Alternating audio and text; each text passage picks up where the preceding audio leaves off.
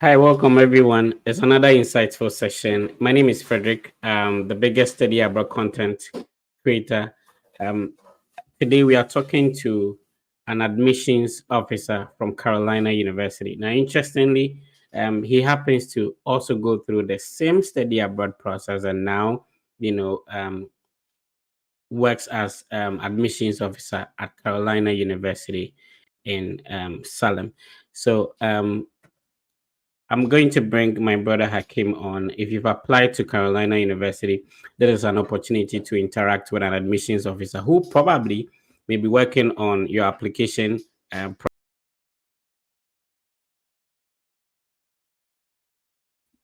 So if you apply to Carolina University, you may have that opportunity to interact with an admissions officer working on your application. So tell a friend to tell a friend that the Fred Effect is on. And if you have all your questions, write them down. I'll be inviting you to talk directly with Hakim.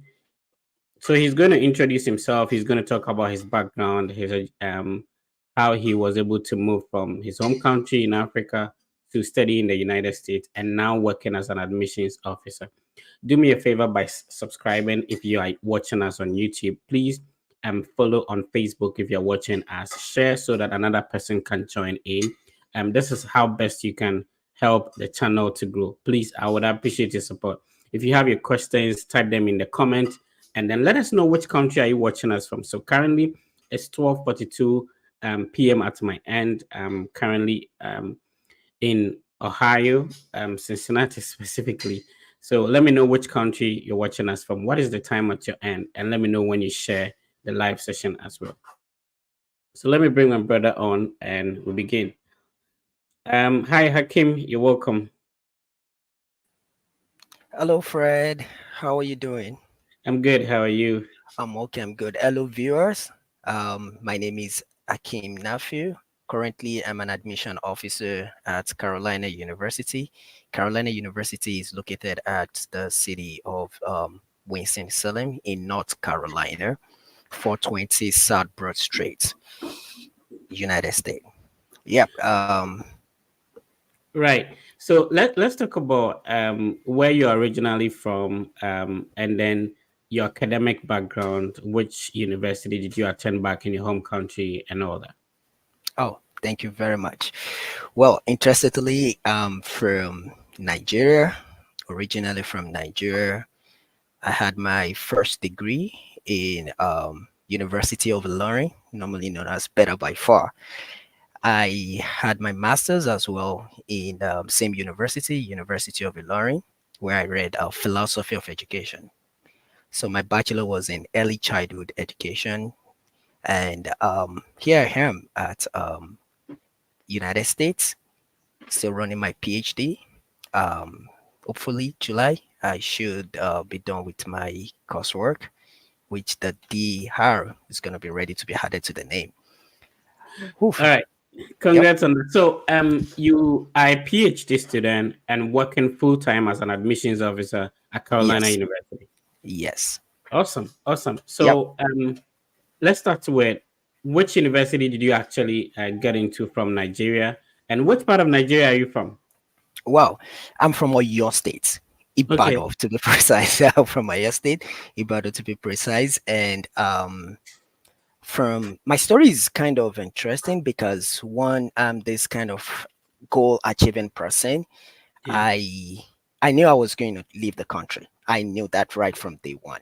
And my story is kind of funny, yeah, because one, I started as an ND student in Korapoli, where I did my IGMB as well. That's A level, and so interested in an accounting person becoming an educationist. So when I got to the university, it's so concerned that I actually wanted economics, and I was given economics education. I knew nothing about education, like, oh, economics education. I was wondering what could that be. Okay, let's start. And during the registration, they said, oh, they're full. They have to move me. So they moved me from economics education to guidance and counseling. I don't even know what is all about guidance and counseling all about. I said, oh, why are you moving me around? It took me time. I almost gave up. Like, oh, I think I just have to go back to my state because that was in Ilorin. And boom, I was moved again to early childhood education, normally known as primary education studies. I was so confused. And I know a lot of people like that will be confused with their course, with their chosen field. I was so confused. And thanks to my brothers, they are always, and my family, they are always there for me. And the next question they asked me was, okay, fine, you have this program at your disposal. Google it. What can you do with this program? Early childhood education, primary education studies. And the discrimination was so in it, like education. A lot of people doesn't want to go for education. They see it like, oh, not hand paid profession. And I'm proud and I'm so happy that I'm in education because I've seen a lot, I've witnessed a lot, and it has exposed me a lot. And boom, I was in it. And immediately I searched and I knew that, yes, maybe I want to become a lecturer. And I look at it, do I want to become a lecturer? And I said, yeah, I really want to do. What do I need to do to become a lecturer? Okay, fine. Let me finish my undergraduate. And after my undergraduate, I noticed I have to do my master's. And after my master's, do some research publications and start applying to schools, publications. And that was my draft. So I was doing that, making sure that, yes, I was nailing it. And I was so close to it. And I knew there was an opportunity out there. I figured it out. Well, maybe next time, or let me say later in the future, they might appreciate the education, somebody in education field. I'm not saying other field are not it, but you and I know that people normally look like education. In fact, to the sense that when you call out to people that, okay, what course did you read? Instead of them to tell you history education or social studies education or biology education, no, guess what? They'll tell you biology. Then I'll be like, okay, but you said you did education. That's my minor. I was like, no, education is your major while biology is your minor. So a lot of people always hide to the fact, and I'm calling out people there. Please be proud of your profession, be proud of your field. All you need to do is whatever course you have at your heart, whatever program you have, try to just there are opportunities out there. Just Google it. Google is your friend. Search all over it. And that is what I did. And I knew that, yes, I can make a future out of this. And that is exactly what helped me. So I did a lot of publications. I was trying to talk to my professors in the school. How can I be of a better person? And I knew that this course that they never value in our country, oh, they can value it outside there. And that is what I did. So I started applying outside there. And the truth is, I applied straight from um, Nigeria to the United States as an international student and directly for my PhD. Of course, you have your master's. But before then, I'm this kind of person that when I see, that's why I always appreciate what you do for people. When I see opportunities out there, I send it out to people. Oh, kindly apply to this, kindly apply to that. I cannot count the number of applications that I did. Ordinarily, I wanted um, United States, but when God is gonna have it, I decided to have a two ball on a roll. I did my Canada application as a permanent resident, and I did my US application. So I did the two together, and I was achieving it. It's a stress, I know, but once you don't give up, you can achieve it. That's just it. And nothing good comes easy. I always tell people that. So you have to spend. A lot of people always try to avoid that thing. Oh, even if schools are giving you fully funded, trust me, you will still have to pay for your service fee. You will still have to pay for your visa fee. You will still have to pay for your enrollment fee. So it is something that it is it's something that you always have to go in by every day. So you have to still spend. And there's something somebody reached out to me last week and was like, okay, you have a partial scholarship and he's looking for fully funded. I told the person, I said, see, it is better to actually have yourself gathered and be ready mentally. A lot of people will believe that when I have fully funded, I'm going to get my visa approved easily. But they always make that mistake. Somebody with fully funded is even at the risk of being denied because you have the mentality that, yes, I have everything, forgetting the fact that you have to prove to the visa officer that, yes, you're coming back to your country. So what I would just say generally is not to give up. please focus on your dream. My story is somehow long. If you want to start about it, it's kind of long. But like I said, from Nigeria, I moved to the United States, and boom, when I got to the school, before I even got this position, I'm always this person that I always share opportunities, assist people like, oh, if you want to travel out the country, let's see what applications we can put together. And I have been assisting the university, like helping sending students to the school. And it got to this day that I submitted an application to the school, and they reached out back to me that, oh, they saw my qualifications and everything. Why can't I just apply? And and can still, when I'm here, I can continue what I'm doing. And I was like, I look at my option, H1B student, but I was actually running my PhD in University of Lorry. So I was like, I wanted this PhD. Let me go through student route. And that was what I did. And immediately I got here, it took some time ensuring that, yes, I never stopped what I was doing. I was promoting the image of the school. I was trying to ensure that, yes, I assist people the best way I could, and to ensure that, yes, people get the real facts about how to move abroad. And I've assisted a lot of people that I believe that, yes, I'm not still going to stop. People can reach out to me whenever they feel like talking, not even about Carolina University. If you feel like you want to discuss about your career, you don't know the program you want to choose, trust me, there is always an opportunity out there. And last thing, please always spread your wings. I mean, don't put one egg, don't put one egg in one basket. Spread your wings so that multiple options can come for you. Thank you. You are muted. All right, so I'm still here with Hakeem. Um, Hakeem works as an admissions officer and also a PhD student as an international student from Nigeria originally. He's sharing his experience. Let me know which country you're watching us from. Register your presence with us. So Hakeem is here, Fred is here. Where are you watching us from? And what's your name? What is the time at your end? Type that in the comment section. Let's get interactive. Let's hear from you. So let's talk about how studying abroad has changed your life.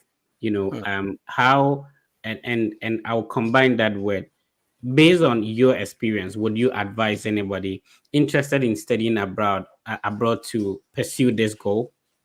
Hmm. Well, like I said, I'm a goal chaser. Um, some people always ask me, "Oh, you have this. Why do you still want to go to another place, or why do you still want this?" Um, there are so many factors behind this. The reason why you're doing this. So, if I should answer your question, as an international person here, it hasn't been easy, and that is the truth. Um, you just have to keep your mind safe. That's just it. You have to be happy with yourself first and know what you really want.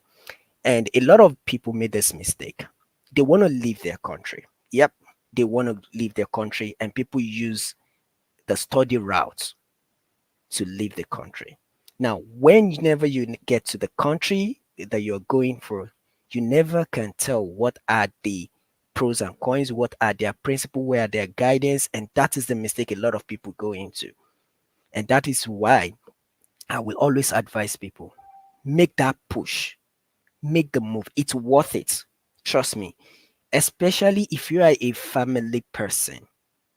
Especially if you're a family person, consider your family, consider your children, having good quality education. Don't be selfish. That's one thing I always tell people. Don't be selfish. Don't feel like, oh, I leave my family behind and let me go through this.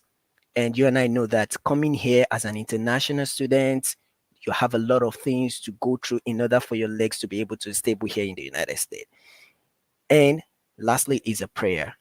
Pray towards your direction, and may God Almighty Allah lead you through. So it's worth it for people to actually move abroad. It's worth it. All right. So remember, we just get started. We would be talking specifically about the admission processes at Carolina University. If you're interested in studying at Carolina, this is the best person we are going to talk to. Put in your questions. I'll be asking him later on the program. I'll be putting in the link for you to join us live in the studio to interact one on one with Mr. Hakim. So Hakim, let's start with you know, in terms of culture shock, you are coming from a different country. What have you learned in terms of Yeah. the differences studying in your home country and living in another country? Um, can you share some of them with us? You can see before you even landed, I was laughing, right? Because I have learned a lot, as in a lot.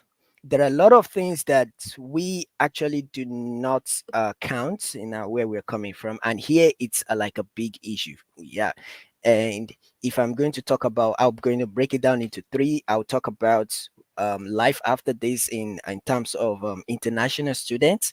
I'll talk about in a professional settings. I mean, at a workplace, and three, generally dealing with people. So let's start with international students, cultural shock. Well, my case is kind of different because I've always been coming to the United States before I even decided to settle down in the United States. But um, but when you come in here as a visitor, it's quite different from students. So when I used to come here as a visitor, I don't really have what is called bill, like bills to pay. So I don't really know about that. I pay under somebody else's roof. But when I come in as an international student, talking about paying the school fees, talking about socializing yourself, and here everybody shake hands, back there home before you even shake elderly person, it's issue. And there are a lot of issues that even happen in school, whereby people feels they don't understand each other in terms of culture, and that is it. When you joke about something over with them means a lot. So as an international student, cultural shock was a lot. I still find it, despite my years of here in the United, I still find it difficult to eat American food. I prefer to go to African store to get most of things. It's expensive actually, but I still prefer it that way. With that, I hardly miss home because I have everything that I needed within me. My family are here. Um, um, my extended everyone is here. So going to the African store to get my stuffs, I cook my food and boom. So it's always I don't really have that shock. But a lot of people that comes to the United States, I always make them, before they even landed, I've always given them the overview of what to expect, how to deal with situations. But the mistake they always make, that they listen to A, they listen to B, they listen to C, and they will get confused. So as an international student, cultural shock is something that they have to go through it. It's just normal. And in professional settings, there are a lot of things that has happened in my professional settings that for instance, the way we greet, when you ask people, how was your night? Back then home, how was your night? I hope you slept well. I hope you're good. I hope you're that. Here they see it as you are intruding into people's privacy. Imagine the day I heard that, was like, I didn't mean any harm. I was just asking you, how was your day? How was your night? Like, hope you are fine. It's just like a conversation. And this, when you come into your office work, that you greet everybody, hey, good morning, how are you? Hey, good morning. Here they see, like, when you come into your work, go to your place of work, go to your office directly. So like, I've learned a lot. And three, generally here, when you're talking about meeting people generally here, and one thing about Indians, that's why they always try to accept. But here we feel Africans, we always try to, like, when we know something, and that's why I keep saying it. I appreciate everything you're doing. I wish people know this. Here, when they know things, they'll harder hold it and feel like yes, they know it all. Whereas if you share it, people will benefit from it. The knowledge you claim that you know, without you sharing it out, if someone will even come and say, oh, try this and it will work. That's about Africans generally here in the United, that I have experienced. Other people might have experienced something different, but what I've experienced is that in Africans here, we keep a lot of things to ourselves, and we try to, like, forget about our background, our culture. And when we come here, we try to imbibe their culture here, forgetting back home. I am a cultural person.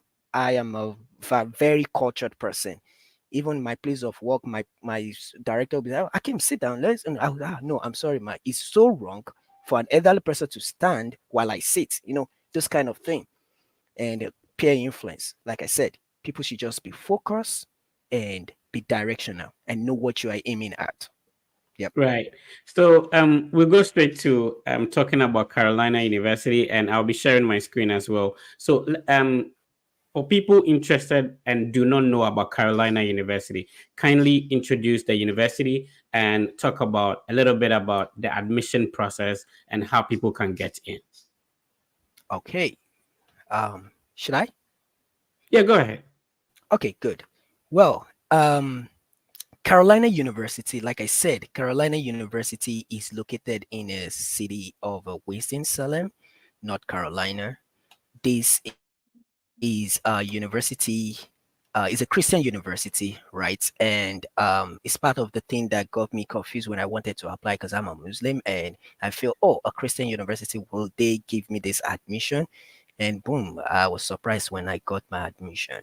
So this is Carolina University of seven universities that matches together to form a university. We have Tennessee Temple University, we have Atlantic Baptist Bible College, Spurgeon College, Piedmont International University, Temple Baptist Seminary, John Wesley University, and Southern Bible College. All this university merges together to form Carolina University. Carolina University, we have some new degrees programs which are designed to prepare students for well-paying jobs and careers in high-demand fields. Well, like I said, we have both online and an in-person career, or let me say in-person programs.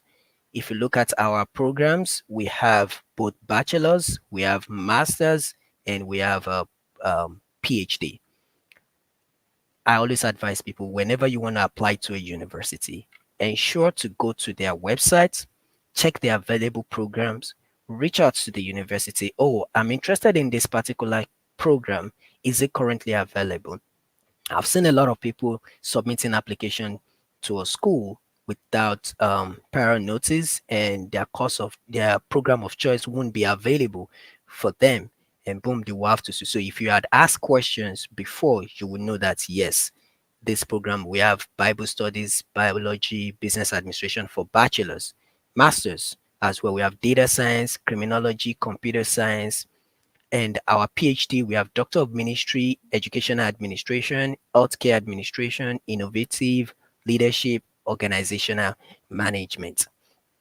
Yeah, if you look at these programs, right, each universities, they have their admissions requirements and they have their what's it called? They have the admission requirement, they have the program of choice. A lot of people will email us and be asking, oh, I want to do um a program. Let's say you want to do early childhood education, for instance, and we do not have early childhood education. If interestingly you really wanted the Carolina University, look for alternative programs. Might not be Carolina, I'm talking about generally.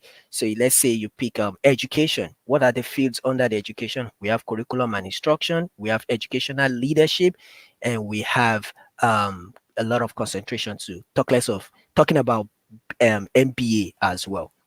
So and as well as our PhD. When you're looking at, I used to say it in terms of admissions requirements with a seamless stress. Consider Carolina University. What are the requirements? All you need if you're coming for an undergraduate and masters are just three basic things, which are your transcripts, your academic transcripts, your international passports, and always ensure that your passport has at least 6 months validity. And thirdly, we have your English language proficiency. Yes, so I noticed this English language proficiency always cause issue. Oh, I'm from Ghana, I'm from Nigeria, I'm from an English speaking country. Do I still need to provide an English test? Of course, no, you do not need to. I'm only talking about Carolina University. I stand to be corrected. Other universities, they have their admissions requirement, their guidance, and their principle, the way they want their admissions to work. But I can only speak about Carolina University at the moment. So the English language proficiency letter, or English language proficiency, let me generalize it like that, is divided into two. We have the letter and we have the test score. So talking about the letter and talking about the letter is just to prove that yes, your medium of instruction was English or is English. So we just want to see a document. And this is essential for the purpose of your I-20. If you have a copy of an I-20, there's a particular part that will says English language. They will always say required. So in the DSO documentary, they will put it there that applicants meets the requirements. So that is what is actually used for the English language proficiency letter. So if you're not from the English speaking country, that is when you'll be required to provide tests, English tests, IELTS, TOEFL, Duolingo, and so on. If you check our website on the Carolina University under international admissions, you scroll down, you will see admissions requirements generally, especially the English language proficiency. So if you're Okay. talking about undergraduates and masters, these are the three main documents. The only difference between these and PhD students is just that you have to add your letter of intent and your resume. And of course, they are even optional. So a seamless. But don't forget, when you're talking about transcripts, the transcripts must be evaluated by any of our approved third party evaluation. Okay, so we'll talk about evaluation. Hakeem. So if you're watching us, you're still live on the Fred Effect platform. We are live on Facebook on the Fred Effect, live on YouTube. We're also live on X or Twitter, the Fred Effect. We are live on Instagram as well, and also live on TikTok. Please follow, subscribe, and like. This is the biggest study abroad content platform. And as time goes on, we'll be bringing you content, interviewing admission officers on how you could also gain admission. Today we are talking to my brother Hakeem. He has gone through the study abroad process and now serves as, an admissions officer at Carolina University. So today, our major focus is on Carolina University. Drop your questions in the chat. Have you applied to this school? Do you want to apply? What program are you interested in? Let's explore all that. Later on in the show, I'll be putting out the link so you can join us live, interact with Hakeem one-on-one. So, Hakim, we spoke about the undergraduate admissions, graduate, and doctoral. I see Yep. something dual enrollment. Can you touch on that? Yes. What does it mean? Okay. Okay. So dual enrollment basically is for the um domestic students. Let's say student from the United States that they are actually in a university or they are actually in their, let me put it, secondary school. Let me put there, and they still want to achieve, or let me say have their bachelor's at the same pace as they are running it. So that's for the dual enrollment. So whoever applies to that, maybe you're in the United States and you actually have your high school, you're currently on your high school and you want to have your undergraduates at the same time. So yes, that is what the dual enrollment is all about. Thank you for Because we that. know we are talking about international, so that's why I don't want to talk about Yeah. that. So, Benga, I don't know if I got the name right. Sorry about that.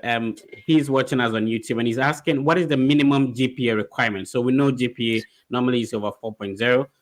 Yep. What is the minimum CGPA requirement of Carolina Carolina University? University. Okay. So when you're looking at the undergraduates, the minimum requirement is 2.0 after your evaluation is done. So you can do me a favor, um you can go to the main page. Maybe you should back to the main page. I just want to show something real quick. Yep, click on view programs, view Um, programs at the okay. top. View programs. Yep, then you can pick any of the scroll down. So let's say computer science or biology, anyone. So I'm just trying to show people how to see the minimum requirement. So scroll down, scroll down. That's it. Yep. So 2.0 is for bachelors. But when you're looking at masters, the lowest is 2.5. However, um, we've seen a lot of You people mean that they are master's masters. application? The minimum Master, is the mid 2.5. 2.5, Okay. 2.50. Yep. So, however, we've seen we don't usually stop people when they submit an application. Not only transcript that we look at in terms of an admission officer, there are a lot of things: experience, exposure, your letter of intent.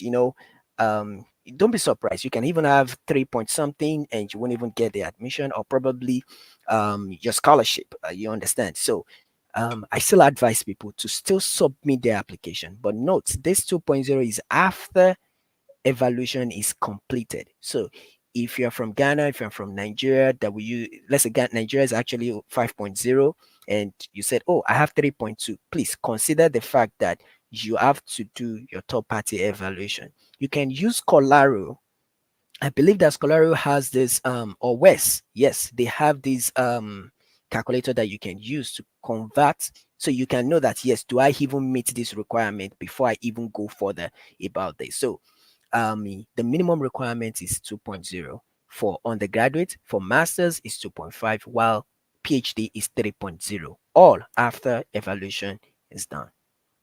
So yeah, I will move on to the other questions, but I wanted to show what you were talking about real quick about the Okay. Scholaro CGPA calculator. So what we know is that if you graduate from high school in most African countries, you write the WASI or the WAEC exams, and then you have maybe A1, B2, D7, and all that. Now, to be able to know your CGPA, this website Scholaro, and I'm going to post it in the comments, so you can easily click on that.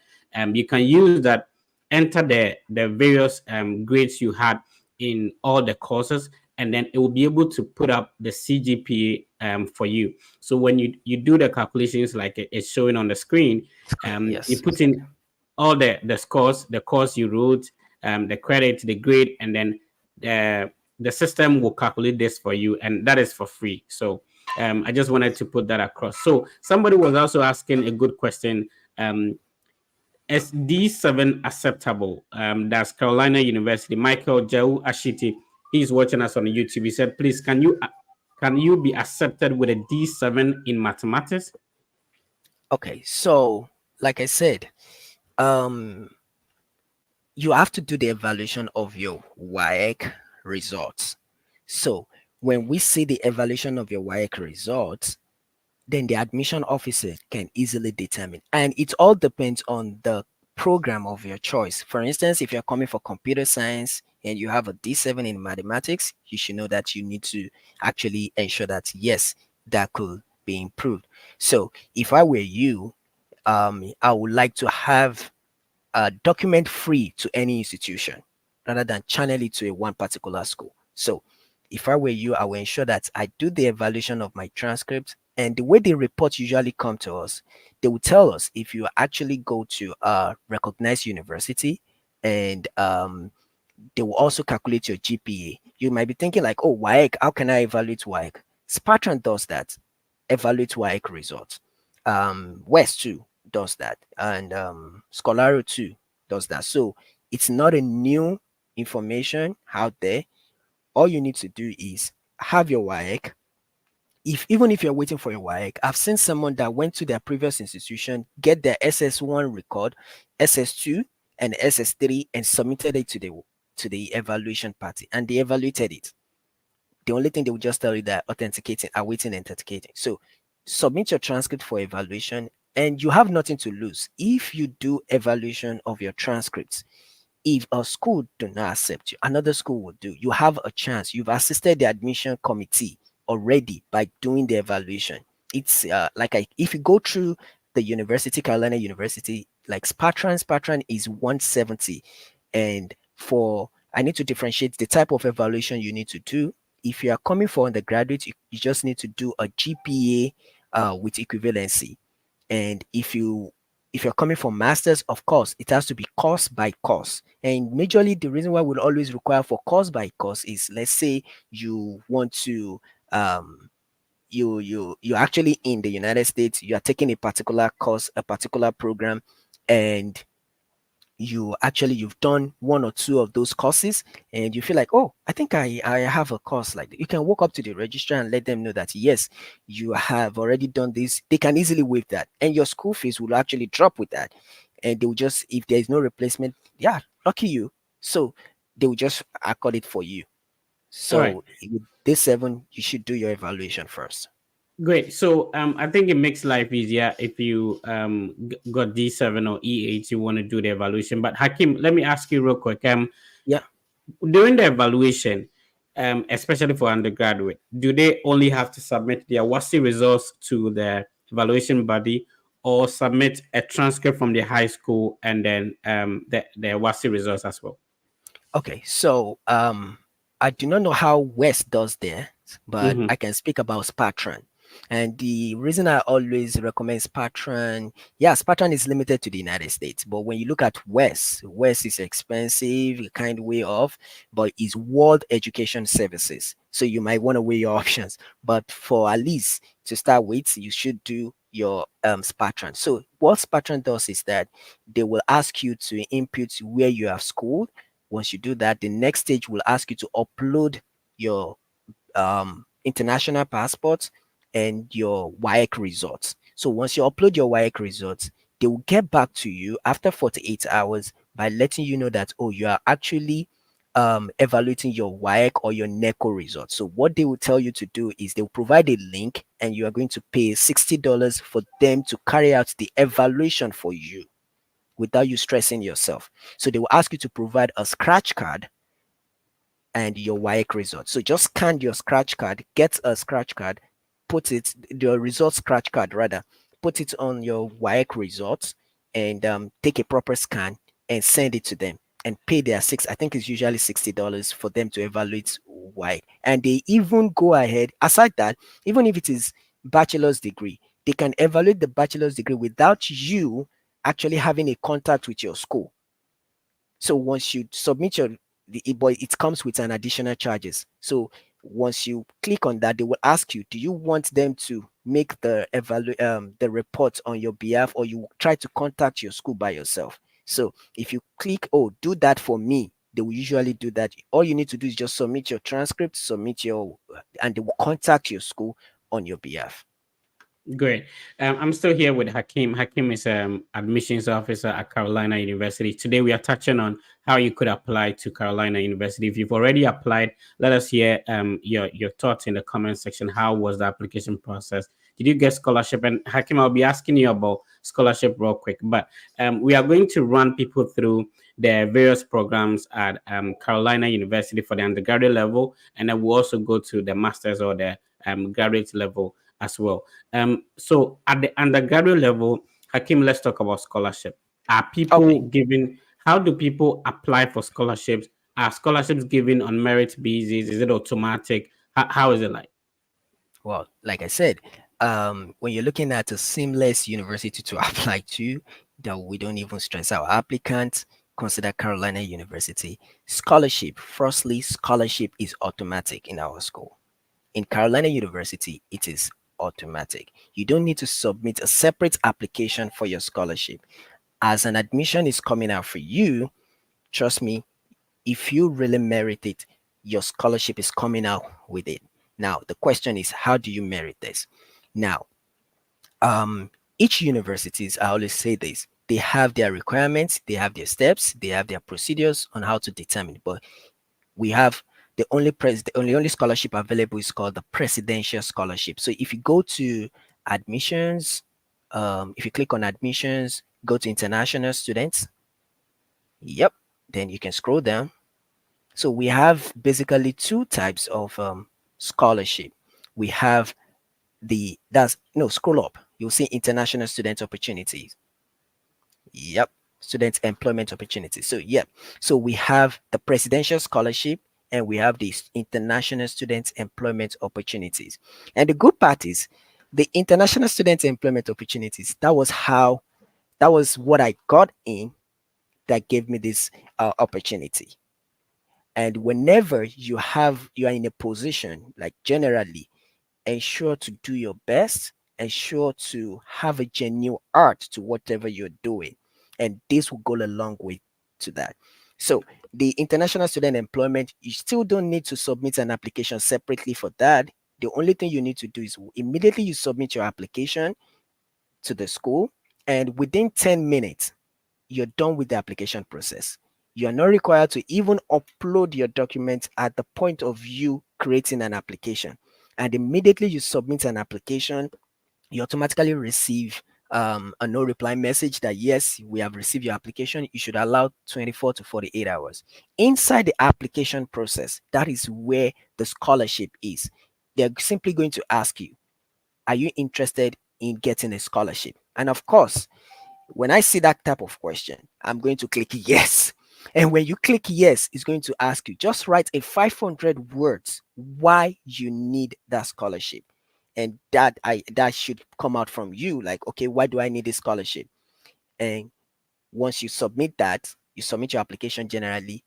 When your evaluation report comes in, your admission officer would decide if you actually merit the scholarship but not. And our scholarship usually ranges from 10% to 80%. I get a lot of mails by students asking that, oh, do we offer fully funded scholarship? Carolina University do not offer fully scholarship, but we have a scholarship between 10% to 80%, which actually depends on your GPA, your final GPA grades.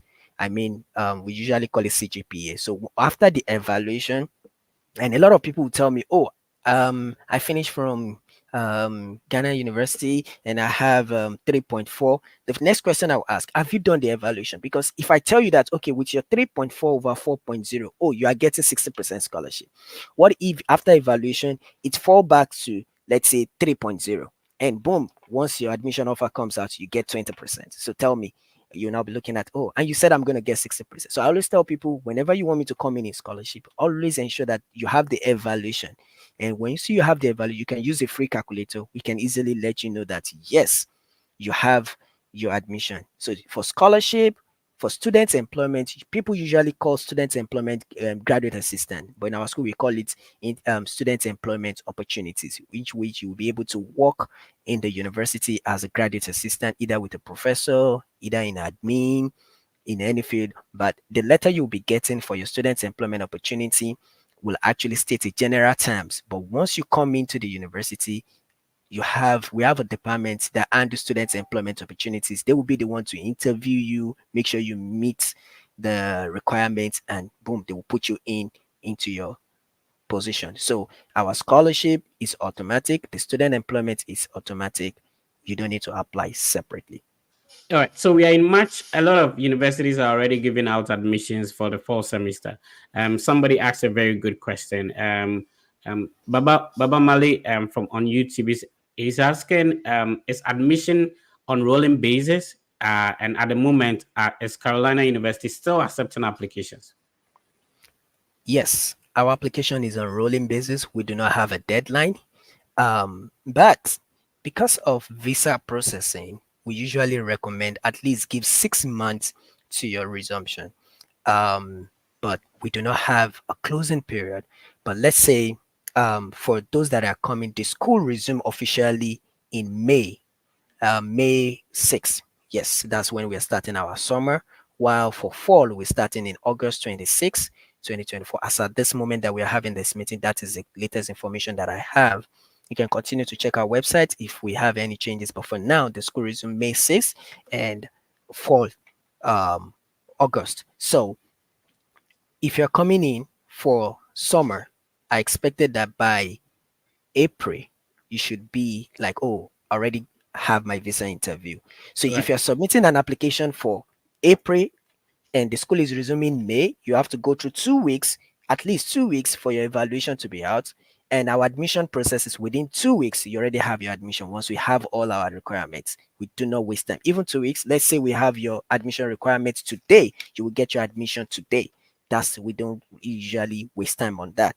And for fall, so usually just calculate, just put it at the back of your mind, your visa processing timeline. But like you said, there is no closing period. We don't have a specific time that we close our application. It's on rolling basis. Great, everyone. We're still here. If you're joining us, we are live with Hakim. Hakim is walking us through the application processes at Carolina University. Carolina University, it's located in Winston-Salem in North Carolina. North Carolina, yes. And so we are talking about how you can apply to Carolina University. Unfortunately for us, he works at the admissions office. So let us hear from you in the comment section. We have close to 1,000 people live with us at the moment. Click on the like button. So I see only 79 people liking. That's not fair. So please click on the like button as we go on. If you're just joining us, please share.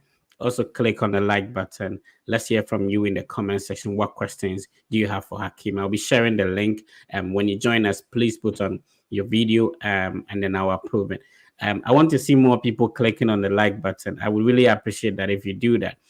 We have close to 1,000 people watching us and we have less than 100 likes. Please click on the like button. I appreciate that. I see it going up. All right. So Benga is asking another question. He's saying, how long does it take to get a decision? And Hakim has responded to that. He spoke about how long um, it takes for people to get admission. So another good question here: can you evaluate two certificates? So if you have a diploma and you have a top up, can you evaluate this together to apply? Yes, you can do that. As a matter of fact, I always advise whatever academic degrees that you have, they are still going to charge you only one payment. So they are not charging you separately, except you're creating profiles separately for those programs that you heard. But if you do not have, if you have, let's say two, three, four, put them in, they are going to charge you for one fee, the cost of evaluation for everything. So if Spartan is charging $170, rest assured that they are charging $170 for all the programs you've added in.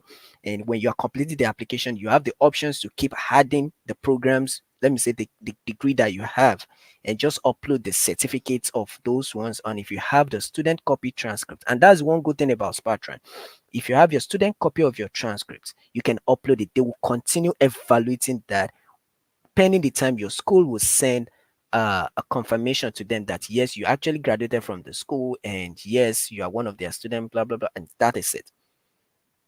Great. So two questions, very important questions. So in terms of application fees, how much does Carolina University charge? And also some universities charge enrollment deposit. Please combine these two questions for me. Does Carolina University has enrollment deposit, and how about application fees? Okay, yes. So quick one. Yes, our application fee is actually $50. And currently we do not have an application fee waiver. We actually had it, I think, February 7th and 8th. We usually do this occasionally, but whenever I have it, I will actually let Fred know so that people can benefit from it. And the second question about the what was the second Enrollment question? deposit. Enrollment Enrollment deposit. deposit. So quickly, let me elaborate more on this process. So the first step you need to do is to submit an application to the school. Once you submit an application, submit all the required documents. Once you submit all the required documents and your admission officer confirm that yes, they have received, I'm not the only admission officers that we have. So whenever the admission officers confirm that yes, we have received your documents and it is being processed. So once your admission offer comes out, you have 14 days to secure your slot. And this is a one-time payment. What do I mean by one-time payment? The amount is $200, and one-time payment in the sense that let's say you're unable to meet fall, or let me say summer rather, and you want to defer to fall. Once you defer your application to fall, you are not paying another enrollment deposit. It's just a one time. If you like defer to spring 2025, it's just a one time payment for you to secure your slot. So what that means is that we have a lot of applications coming in, and enrollment deposits confirmed your slot is like an acceptance fee that we call it back home, but the truth is it's called enrollment deposit here to secure your slot. So yes, we do have it, and it's even part of process of getting your I-20, because once you pay the enrollment deposit, immediately your admission offer is being given. Note, you are not to pay enrollment deposit before your admission. You would have gotten admission. Once you got the admission, you only have 14 days to pay the enrollment deposit. And in your admission offer comes with a lot of documents for you to complete so that you can submit back to your admission officer, and your admission officer will be able to put you on the I-20 waiting list. And once you receive your I-20 your I-20 document, the next thing is to start your visa processing and get ready to be in the United States. All right. Thank you very much for the clarification, Hakim. So later on, Hakim will be sharing how you can get in touch with him. So Hakim will be sharing his email address, and then if you have any questions, you can send that to Hakim about Carolina University. And he mentioned that generally any other inquiries you want to make, you can get in touch with Hakim. So Hakim, let's be picking up some questions. Remember, you can put in the request. I'm sharing the link on the screen. I would also post it on the social media platform. So I'll post it on X, YouTube, Facebook. You can click on that link, go to StreamYard and join us live to ask, interact with Hakim. So, Hakim, let's talk about people who do not meet the requirement. Is there something like conditional admission? So, we mentioned that in terms of undergrad, you need a CGPA of 2.0, and if you Yes. wrote WASI, we've shown you how you can use the GPA calculator at Scholaro to convert your WASI results into a CGPA. And in terms of masters, 2.0, 2.5 or above. Now, if somebody has below 2.5 after the evaluation, is there an opportunity for such an individual, Hakim? 100%. That's why I said 100%. If you look at our rating, let me say, you might use Google rating, but the truth is, I'm in the process. I mean, I'm working in the process.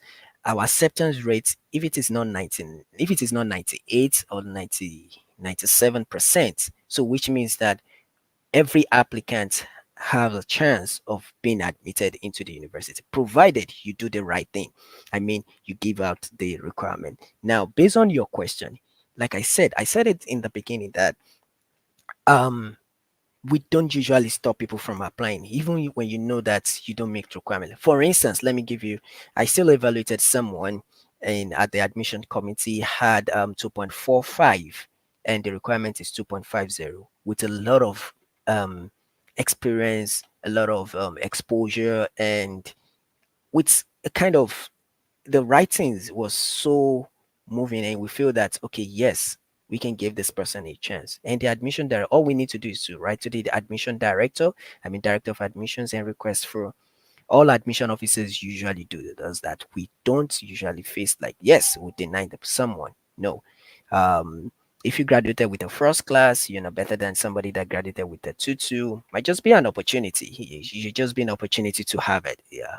The person that even graduated with 2-2 might even better in terms of physical practice than somebody with a first class. So it's just it's a privilege. So just make use of what you have. So like you said, no, they should still submit an application and come up with a write up.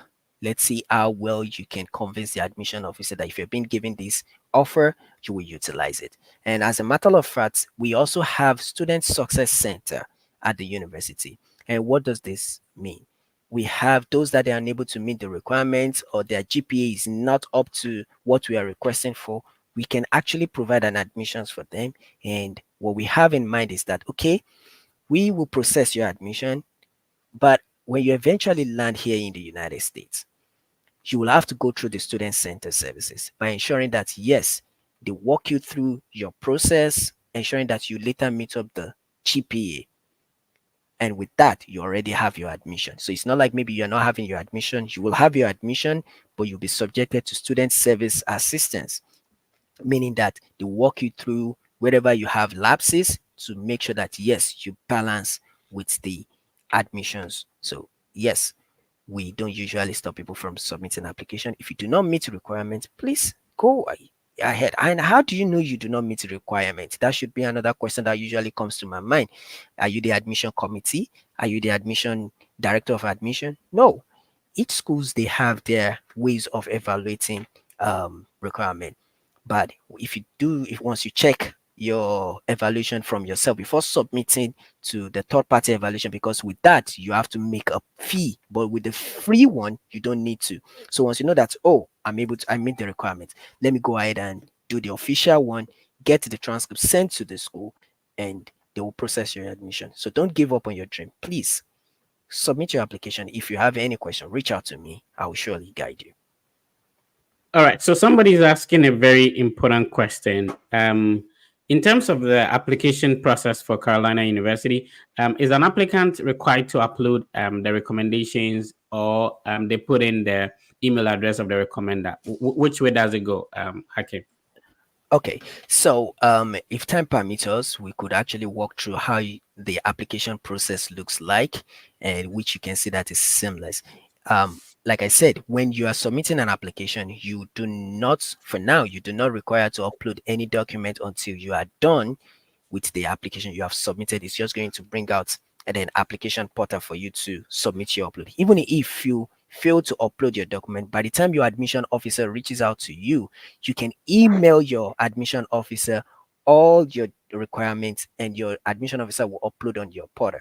Now, based on reference letter, if you're coming for masters in divinity or Bible studies, of course you need all those recommendation letter and reference. But all other programs, they are optional. If you have it, you can send it to us. We will upload it. But they are, of course, optional. You do not need to have recommendation letter before you can submit your application. Yeah, then that's super great. That's why So I just keep saying it. If you have your time, just create an account, look at how to submit an application within 7 minutes, 7 to 10 minutes. The only place that can actually limit you will be where you are to write, do you want a scholarship? So, and of course, Fred is a very big person. He doesn't need a scholarship. I'm very sure that Fred will click no, I don't need a scholarship, and boom, you can easily submit your application.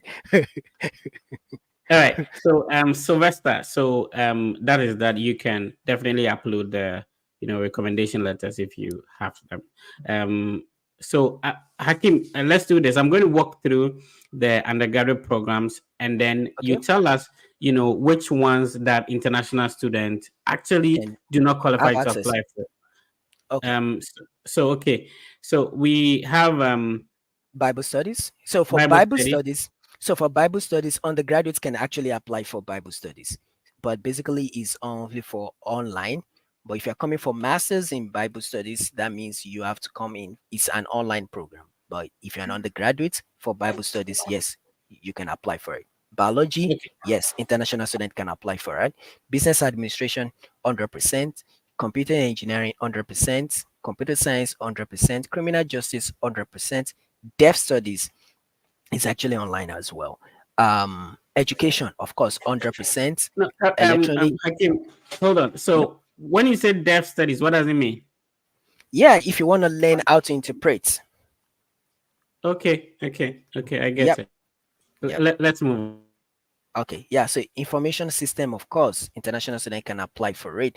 All other programs here, international student can apply for them. And if you see all this minor, they are actually concentration in interdisciplinary studies. So if you're coming for MBA, so under MBA we have esports. I know those people that wants to learn gaming. Yes, esports is gaming.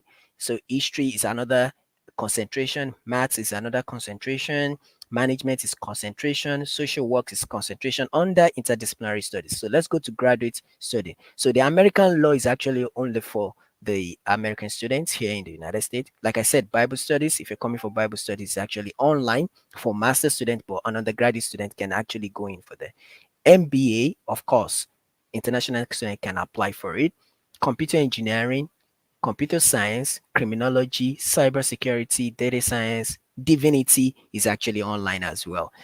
Education is in person. I mean, international student can apply for it. Aside um, Masters of Arts in Portuguese, of course, it's online. All other students can apply. If you click on leadership. Let me show students a lot of applicants something. Leadership, beside the ministry. Scroll up. You're in public health. I just wanted to Leadership. know, make sure my microphone is not muted. So I needed to switch to. Okay, just All right. leadership. So Masters of Arts, leadership. leadership. Yep, scroll Yeah. on. So scroll down. A lot of people, applicants, yeah, stop like that. So a lot of no, scroll up. Yep, that please. A lot of applicants usually, oh, I read this, they don't have my field. I read that, they don't have my field. Yes, they might not have your field in that particular area that you wanted, But when you look at this course, leadership, are you aspiring to become a leader? Are you thinking of holding a leadership position? Have you always imagined that, yes, I should be able to guide, lead a prospective people? So coming for leadership program is actually one of the interesting area. And trust me, when you face a visa interview officer, like, okay, yes, I'm going in for leadership program, like let's say masters in leadership. The only thing the visa officer want to be interested in, why do you want this program, which will give you an insight what to talk about. For instance, if you come in for leadership, you can actually concentrate it in public administration, businesses, communications, sociology, international relations, even politics, technology, ministry, and justice. And you can see you're coming for one and you have a lot of umbrella with it. So this doesn't even have, oh, I read biology, I want to come for leadership. Do I meet the requirement? You automatically meet the requirements, the applicants. You automatically meet the requirement because the position, if you look at the program, leadership, masters in leadership, or you are even coming for PhD in leadership, it gives you um, a balance to actually have a direction of what you want to become. Let's say you are a leader in a position, or you are aspiring to become a leader. Coming for this type of program will actually doesn't deal with what I'm saying is it doesn't actually deal with your background. It doesn't actually has to do with, oh, I read Yoruba education, and or let's say any other course, and I can't find Yoruba. Leadership is a good way to start from. And once you graduated with this course, of course, you already have the direction of where to hit at. So those are the programs that they are available. And when you scroll to the PhD, let's touch PhD and our PhD as well. Like I said, for you to be qualified for PhD, all you need to do, all you need to have is your master undergraduate, I mean your bachelor's and your master's transcript being evaluated, your international passports, your CV, and your letter of intent. And of course, like I said, they are optional. And if you look at our PhD, we have healthcare administration for those that are interested in that they have health background. So I get a lot of emails by, oh, let's say MBA, can I do healthcare administration because you believe that health is actually boom sales here in the United States? No, because it's actually a science courses, and if you are not grounded in sciences, you can take healthcare administration. And of course, look at that program, innovation, Doctor of Philosophy in Innovation. You know what that means. And also, if you look at the leadership, the Doctor of Leadership, if you click on that leadership as well as organizational management, you will see that there are a lot of um, area. You can see there are a lot of area as well on that on the PhD. And GRE is not required for our PhD. GMAT is not required for our PhD programs, and that's why I say if you are looking for a seamless stress, you don't want to start writing, going for exam, jump on the Carolina University, shoot me an email, or reach out to me, my Instagram or anywhere, and I'll be more than happy to provide best assistance that I can to assist. All right. So it's been a very good conversation with Hakim. Hakim is a admissions officer at Carolina University, and he's sharing with us how you can also apply to Carolina University. So I'm sharing the link. You can join us live. Click on that link to join us, and then I'll be happy to you can interact directly with Hakim. Please click on the like button. We have 130 people watching. We have more than 1,000 people tuning in right now. Only few people are clicking on the like button. I would appreciate if you do that. If you're watching us on YouTube, it's the Fred Effect. Kindly like it. You can also share if you do that. I would really appreciate. If you're watching us on X, please share and also like on Instagram. We are also live on TikTok. If you're joining us on TikTok, please click on the share button and also like it. All right. So I have some people joining us in the studio. Ahmed Sadat, you need to put your video on in order to talk to Hakim. All right. So True Citizen is watching us on Facebook. He said, "You have made my day." Um, I'm Hakim, glad. how much did you say the Spantran cost? Okay, so if you go to their official website, is actually I think 190, but Okay. with the from the university, that's the list. They actually have how well you wanted it. If you want it in 10 business days, 20 business days, sorry, 10 business days, 5 business days, but the list is actually 10 business days and is 170 from the university. If after the question, I can actually show you how people can actually go through to Spartan from the school website. All right. So Emmanuel Kechi is joining us. Emmanuel, Hakim is here. Please unmute your microphone and talk to Hakim. Emmanuel, go ahead. Hello, Hakim. Hello, Fred. Thank Hi. you very much for this opportunity. Last time I joined the session when you spoke about Carolina University, so I applied. Actually, I applied, Oh, great. but one I think is this Sadir messaged me and he's demanding for my transcript evaluation. Yes, transcript Yes. evaluation. And currently, that is the only blockade I have because when I checked, the amount of the evaluation was quite huge. So, and I currently don't have the money to do the evaluation. To So the that is evaluation. the only place I am actually stranded. But I applied for a master's in data science. Okay, Yes, master in data science. yes, Well, you've applied yes. to a STEM course, which means that if you can try your possible best to fulfill all admissions requirement and you eventually land here in the United States, data science is actually an hot cake here in the United States. Trust me. In anywhere you Okay, actually go to, they're actually an hot cake. We are recruiting data sciences anytime, any day.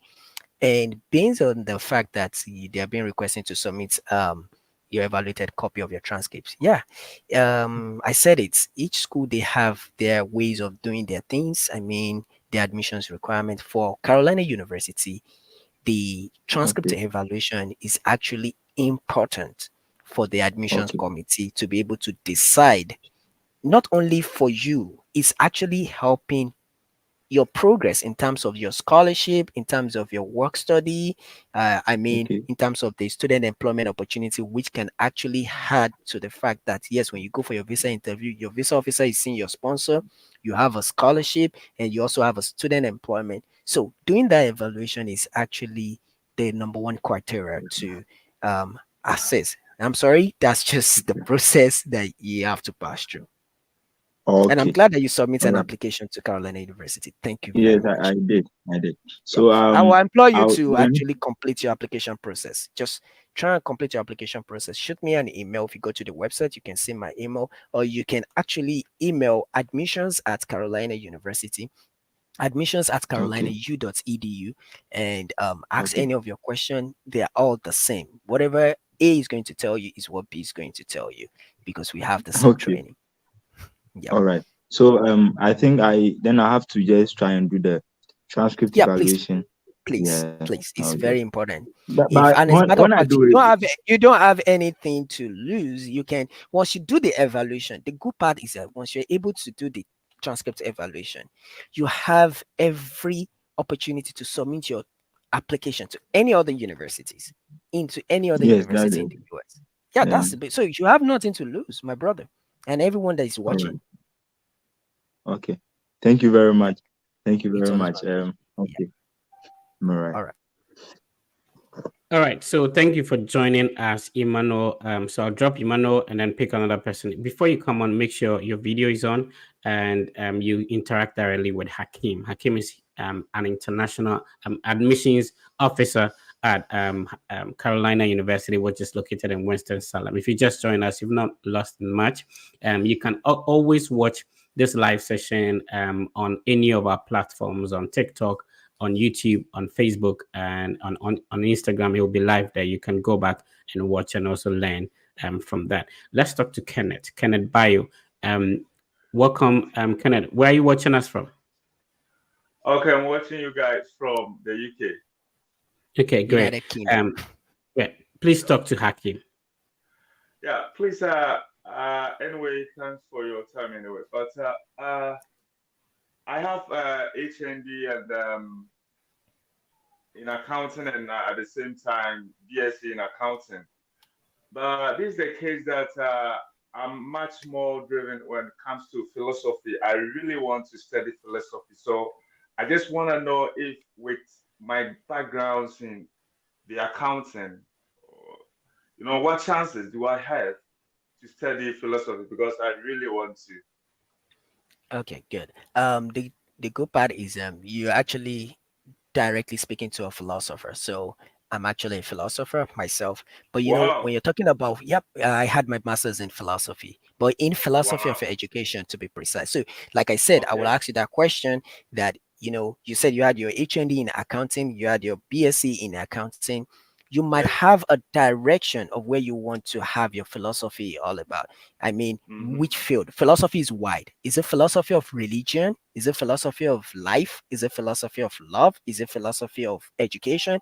Is it philosophy of, you need to know the particular area of your philosophy that you want Mm-hmm. to have it in. So I wish I cannot answer that for you. Do you have a particular area? Or philosophy of Okay. religion? Which one? Okay. My Oh, you never part thought is, about it. pardon? Yeah, because my part is all on life, honestly. And anyway, I really want to be a lecturer as well. A lecturer as well. So I think you Yeah. should actually focus on philosophy of education. Okay. If you pick philosophy is wide. It's This is not a Yeah, program it's to talk really about wide. it. Yeah. I So told you, you it's can really limit it wide. on philosophy of education. If you actually pick philosophy of education, you can actually expand your scope with that. And since you said you want to become a lecturer and you want to take a Mm-hmm. philosophy, we have very limited people in that field. Very, very limited people Right. in that field. It's not a course that Mm. is widely anyhow people can be in it. So Mm-hmm. trust me, philosophy of education is actually something. And to go ahead with that, you need to pick an education course, because if you don't have a background in education, if you don't have a master's in education, you can do a Mm-hmm. bachelor's in education, maybe general. There are Okay. schools that they are offering philosophy of education as even as a bachelor's, and your master's Okay. as well, philosophy of education. And when you come for your Mm-hmm. PhD, and of course you are well grounded, and try to do Mm. some kind of research publications, journal publications to the field of education. It Okay. will help you. Yep. Okay. So in this case, I'm gonna start with uh, bachelor in education, philosophy Yes. education or something. Yes, Okay. you Okay. need to first determine what type of. I'm only talking about philosophy in education. If it is education you Okay. want to pick in, yep. All So right. we have philosophy of religion and we have Mm-hmm. philosophy of another field. So you need to first determine which type of philosophy you want to specialize on.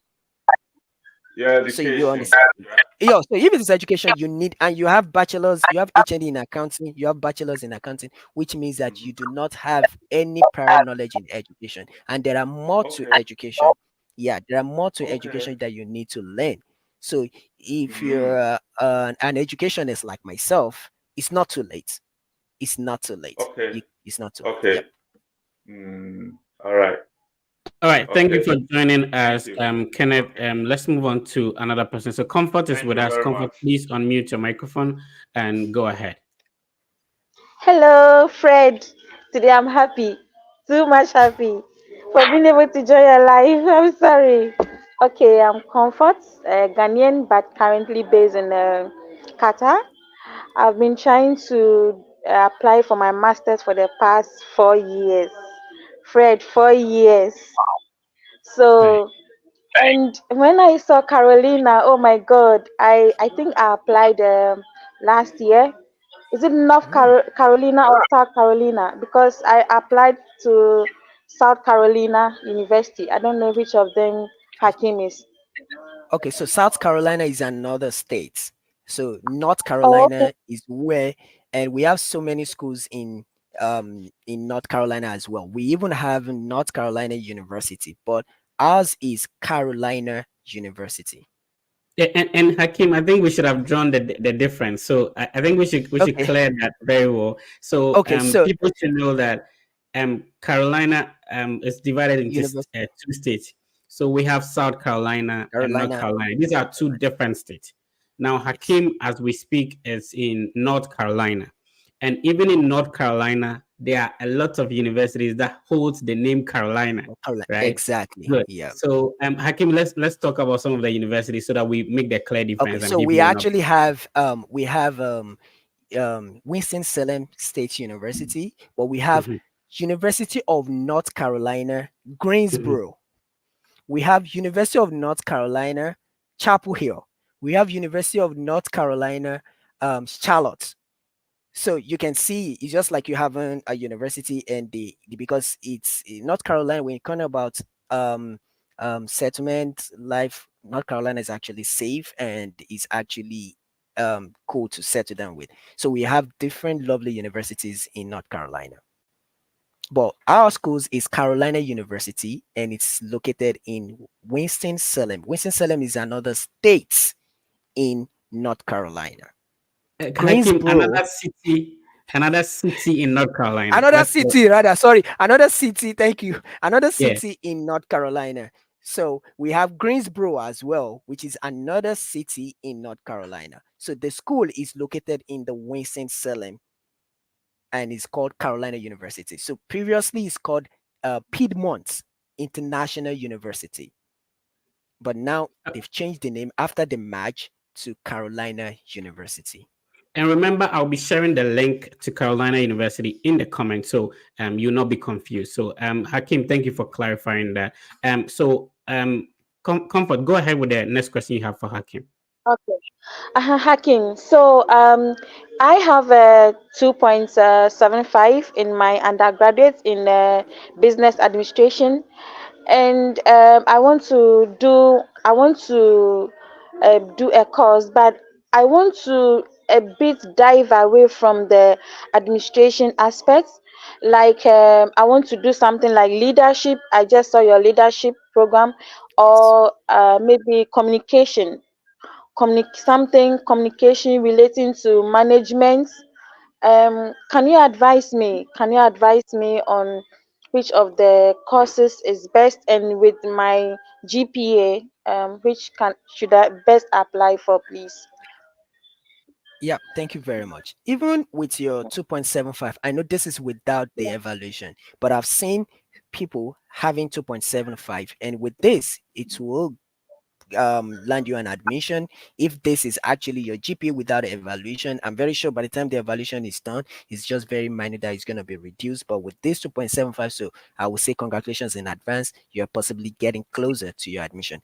Picking leadership. Leadership is actually uninteresting. Like I said, you don't have to have a background in leadership. You don't have to have, or maybe a bachelor's in leadership before you can apply for the leadership. So you are free to apply to leadership. Communication or management, these are concentration. It all depends on which area or what your goal is. If I tell you to go for communication and it doesn't work with your goal, so you first need to, I'm glad that you actually pick leadership. So it's now left for you to now look at the concentration. You don't need to be hurried to pick a concentration now. When you eventually land here in the United States, and you've been introduced to your course advisor, you can have one-on-one conversation with your course advisor. What exactly do you want to become? What is actually your area? What are your goals? Then you can actually be able to look at the concentration you want to pick. But you can pick, for the purpose of the application, you can select a tentative concentration. Your I-20 will not come out with your concentration, will come out with masters in leadership. And the truth is, if you eventually apply to leadership, it's actually an interesting program. Yep. All right. So we give opportunity for other people. Thank you for joining us, Yes. Comfort. Remember, I will share the details of Hakim if you want to get in touch with him. You can also get in touch directly with me. Of There's a course, I way think to. so. You can have one-on-one conversation with your course Okay. advisor. Josie, relax. We'll pick you. So we are having a feedback at the moment. Relax for us. All right. So I will share how you can get in touch with so Comfort. Let's give opportunity to other people to also ask questions. Josie, please unmute your microphone and go ahead.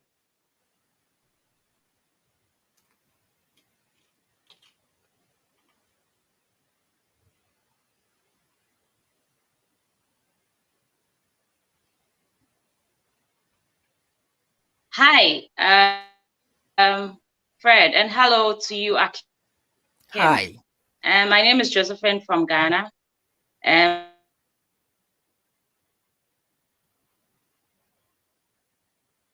The network is Hear me? Yeah, the network is not stable. Hello? Fred, you are muted. You let Hakim laugh at me. I told him Ghana network is stable, and now you're coming to disgrace me here. The network is stable, better than We're the. not talking about Ghana jollof and Nigerian jollof. Let's leave that for now. Isaac, you're welcome. Unmute your microphone and talk to Hakim, sir. This name Yeah, sounds familiar. This name sounds yeah, familiar. yeah, it should. I've actually applied to Carolina University and I've made my payment of the enrollment deposit. So usually I do actually correspond with Solik Kabe Okay. for the necessary information. Yeah, I Okay. think after the payment of the enrollment deposit, I'm actually at a standstill in the sense that I would like to know the requirements or the informations I need to provide to be able to get my I-20. Yeah, so Oh, that is okay. exactly. Number one, thank you very much for submitting your application to Carolina University. Like I said, when I saw the name, it's an application that I review almost every time. So that's why I said this name sounds looks familiar. So when you look at your admission, once when you receive your admission, there are some documents that comes with your admission offer.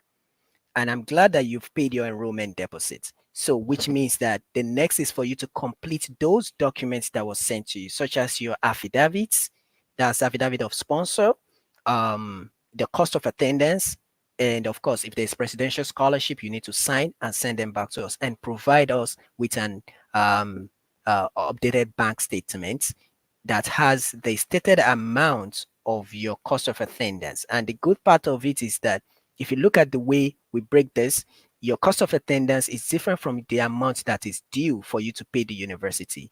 The living expenses, you don't pay it to the university, which means that, but the good part is that, let's say you're being given 12,000 for your living expenses and you have 11,000 to pay for your school fees. The only payment you are paying for the school is 11,000. The 12,000 is just for you to show it to the visa officer or to us that yes, while you're in the United States, you can actually sponsor yourself without any stress. That's why the USCIS always requires us to see that amount. So when you eventually look how much you'll be paying, is actually very low. So complete those documents sent to you. If you have any question, any area, send a message to your admission officer like, oh, this particular area, what should I fill in? And trust me, they can able to provide it for you. And once you are able to submit all those documents, it takes about 14 days for you to receive your I-20 at Carolina University. Okay, all right, all right. And actually, my last question is, what are the prospects of campus employment when one is admitted to Carolina? Okay, before you Okay. answer that, Isaac, so you can you share with our viewers how the application process was like? You now have admission and all that. So how was the admission process? So actually, what happened was I actually went through the directives in terms of filling my bio information and my school information. So with respect to the transcript, now the admission officer gave me an email that I should send my transcript there, but there was the need for me to evaluate my transcript. So yeah, so I was asked to either send it to West or Spantran. So I opted for Spantran based on the cost effectiveness. Spantran is more lesser than West. So How long did it take for the evaluation to go through? actually with Spantran it took about 3 weeks, 3 to 4 weeks. Yeah, Okay. 3 to 4 weeks. How much Yeah. did you pay in Ghana cedis? I mean, we can talk in dollars. When Yeah. you converted, how much did you pay in cedis? I just want to All be right. realistic and people to understand what is going on. With Spantran, I paid around 1,700. Oh, Yes, okay. 1,000. Okay. Yes, yes. Nigga, Yes. sikada dan man guy saying. Okay, that and You're about to sell us. Pardon? So how come we are talking in our local dialect? So you don't Yeah, understand. I can't wait to have my own person too that understand my language when we are on the program. I miss my language. Okay, so Go ahead. Isaac, the person a man for you na tia say say you can say you be sure they were butcher, be sure they were butcher, yeah possible. Ubeti me apply on sabe can admission Sure, and yet sure. din to say the amount for who no. So I'm happy that you went through the process and you got the admission. So if you don't understand Chi, I'm speaking my local language. What I'm saying is that it's not as much difficult as people make it seem that getting admission abroad is difficult. And so I'm glad that somebody like Isaac Ajiman. Isaac Ajiman, the next is Oteko Koso Nana, and I will free break. Sure, I don't know. Took a course now. Wow, sure. All right. So you had another question for Hakim. Please go on. Yeah, with regards to campus employment, I wanted to know the prospect of one gaining a campus employment when one is admitted to Carolina University. Okay, so I don't know if your offer comes with an opportunity like that. I don't have access to your information right now. So if your offer comes with employment opportunity, of course it will come straight with your admission offer, straight with it. But if it doesn't, if you eventually there's what you call waiting list. Yep, we actually have a waiting list in which we normally pick randomly, okay, who are those people that we've never give admission offer. Probably you go to the visa officer, you got denied, and you actually look at the fact that, oh, what other things can I tell the visa officer that yes has changed. So if you write us with that, we can actually look at it in that aspect. But like I said, Okay. employment comes in with your admission offer. So we spent a lot of time with Isaac. Isaac, congrats on admission. I'm sure we'll meet you in the US very soon. Yes, we Let's can go wait. to Dennis from Ajimai to another Ajimai. Dennis Ajimai Boating. Dennis, please unmute your Boateng, microphone and go. Yeah. Boateng. I think yeah. Go ahead. Yeah, Dennis, please unmute your microphone. Okay. All right. Then when we finish, we All go right. to Danchi. Please go ahead. All right, Mr. Fred, good evening. It's 6 o'clock here. And then Mr. Hakim also, good evening. Good evening. Yeah. So please, Mr. Hakim, you are my advisor. Yeah, you are my admission advisor. Okay. When I saw the name, I said yes. I think Yeah, we deal with thousands of names, so but I can easily yeah. pick And then, names. Well, yeah, congratulations. Yeah. yeah. So you are Thank meeting you. me Thank you. live in person, right? Live in person for the first time. And then I'm very fascinated and very happy meeting you like this. When I was sending the emails, I was actually sending the emails to two of you and then one Daniela. She used to Okay. reply to me faster, right? So I was telling my mom that, Mom, I have two admissions advisor. One is a male and then one is a female. But I think the male will be harder. He will be straight because the female used to reply me faster than the male.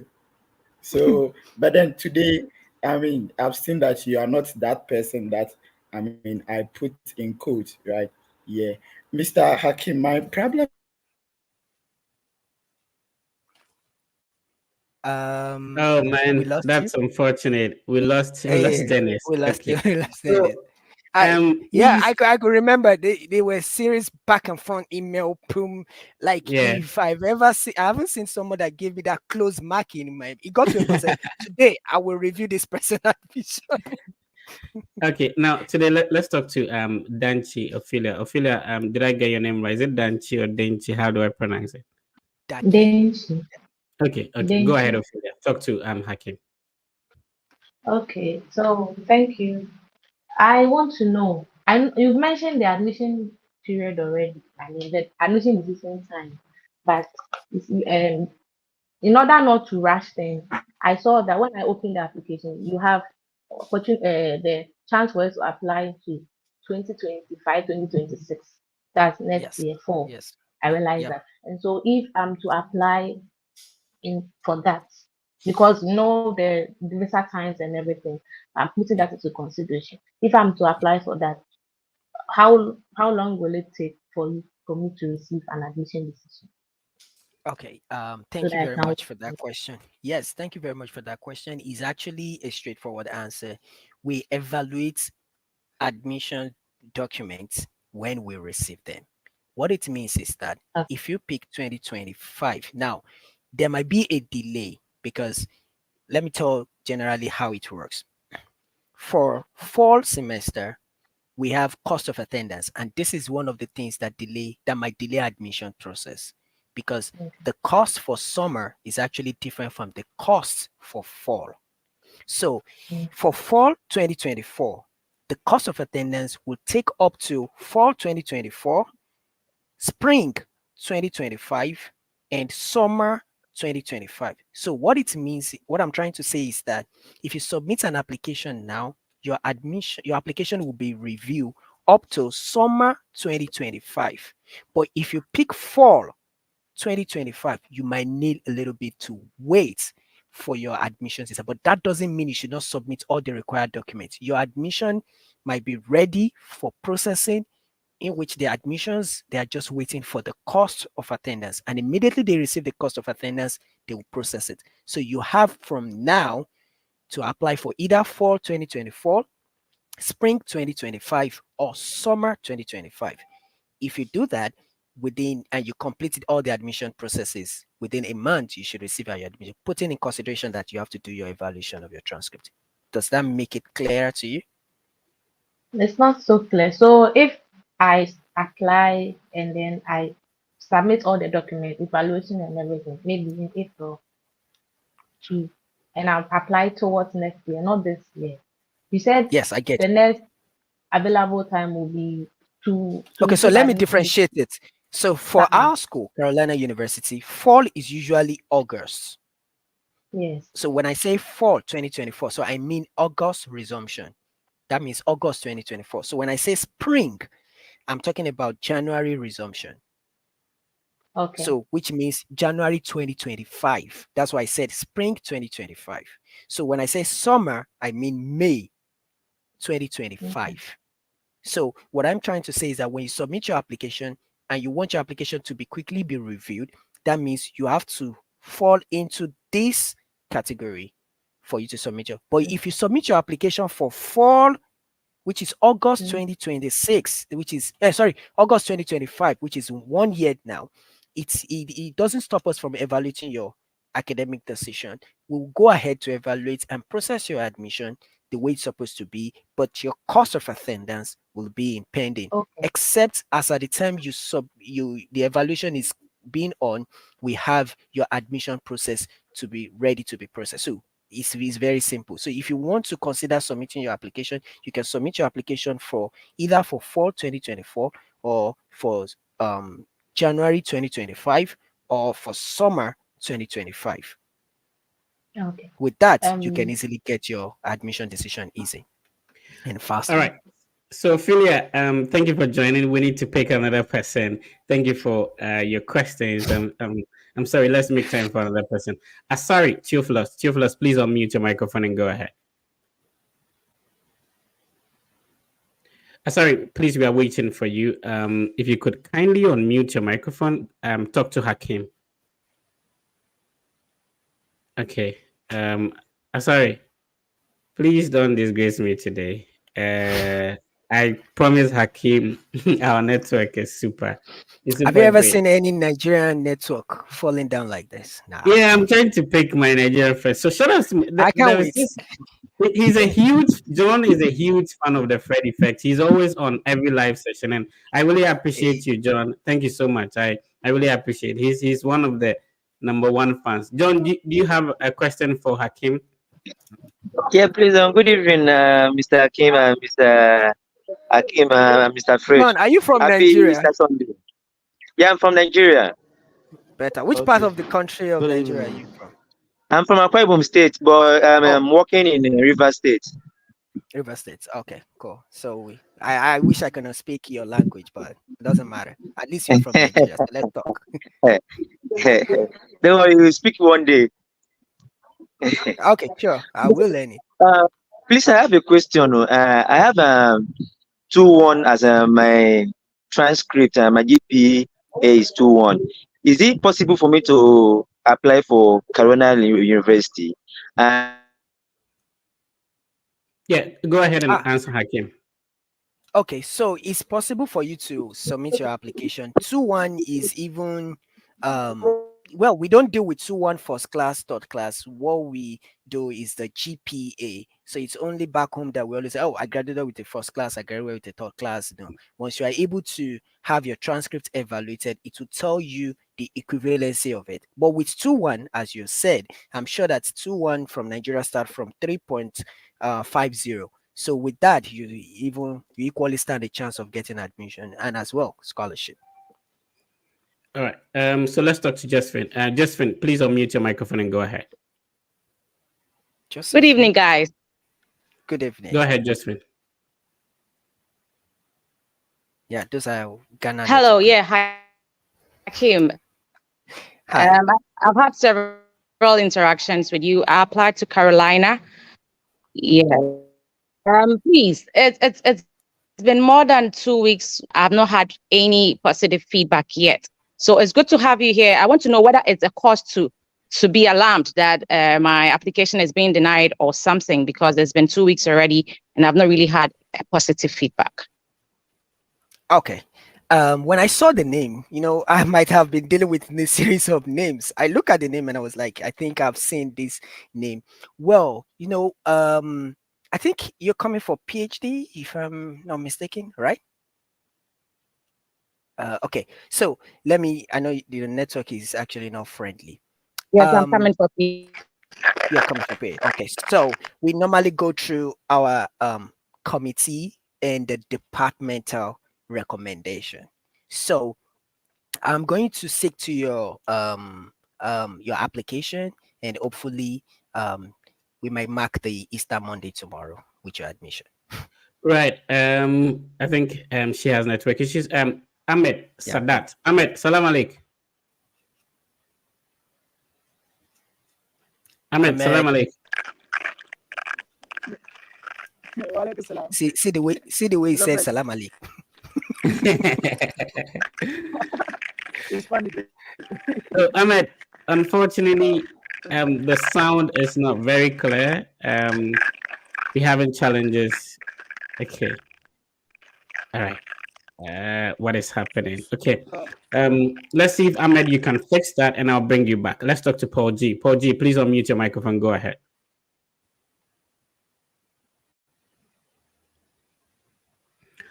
Paul, you're on, so please unmute your microphone and go ahead, sir. Mr.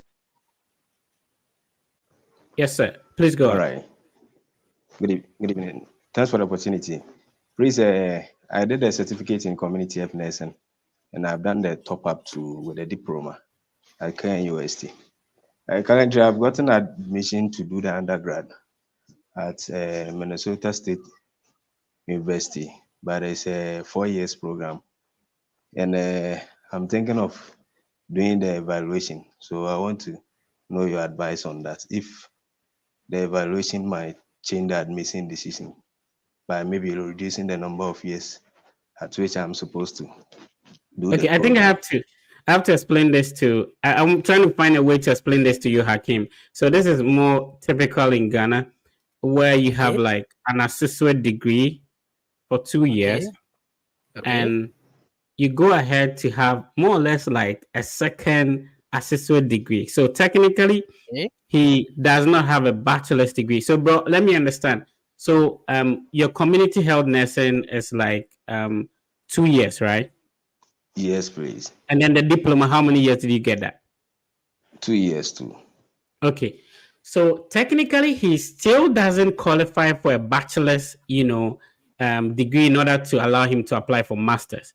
So he still have to go in for a bachelor's degree because the diploma plus the community health nurse does not qualify for a 4-year bachelor's degree. So I'm trying to find the equivalent in the US to explain to you, Hakim, so you can understand.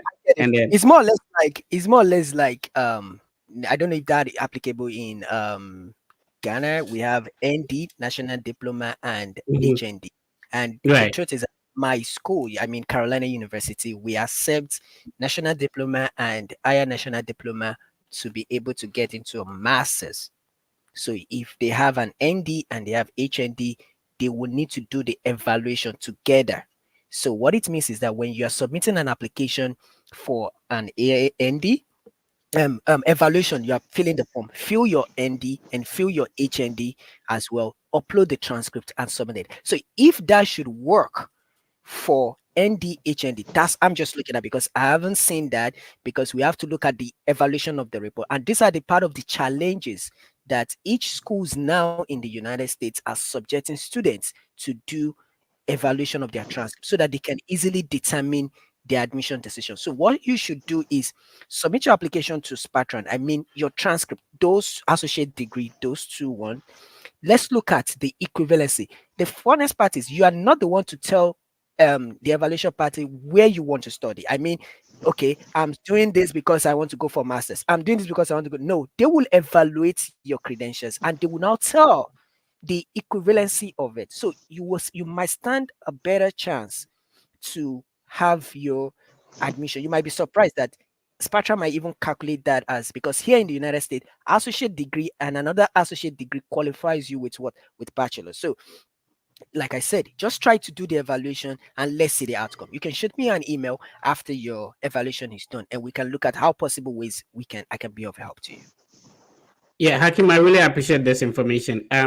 So yes, bro, if you could, and Hakim will be sharing his email real quick with us before we end the session. I don't know how long you can still go, Hakim. We are almost done with like 2 hours. How long can you still go? Because if we can go on and on.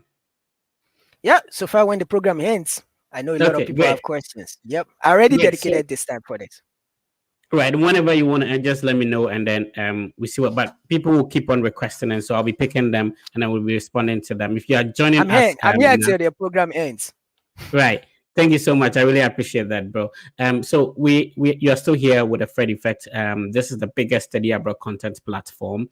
We have over 140,000 on YouTube, over 130,000 on TikTok, on X, and on Facebook, over 50,000 followers and all that. So across our multiple platforms, the Fred Effect has close to have 1 million followers across our multiple platforms, and we appreciate your support. If you're joining us, this session will still be live on all our platforms for you to go check them out after we are done. Right now, we are picking questions. Hakim spoke about his process of studying in the abroad, and also now he's an admissions officer at Carolina University. He walked us through how you can also apply, gain admission, and come and study in the United States at Carolina University as well. So you can put in your questions in the chat. Let us know which country you're watching us from. If you just join us, click on the like button. I would really appreciate that. We have over 1,000 people watching us across our platforms, and thank you for being one of them. So let's pick another person.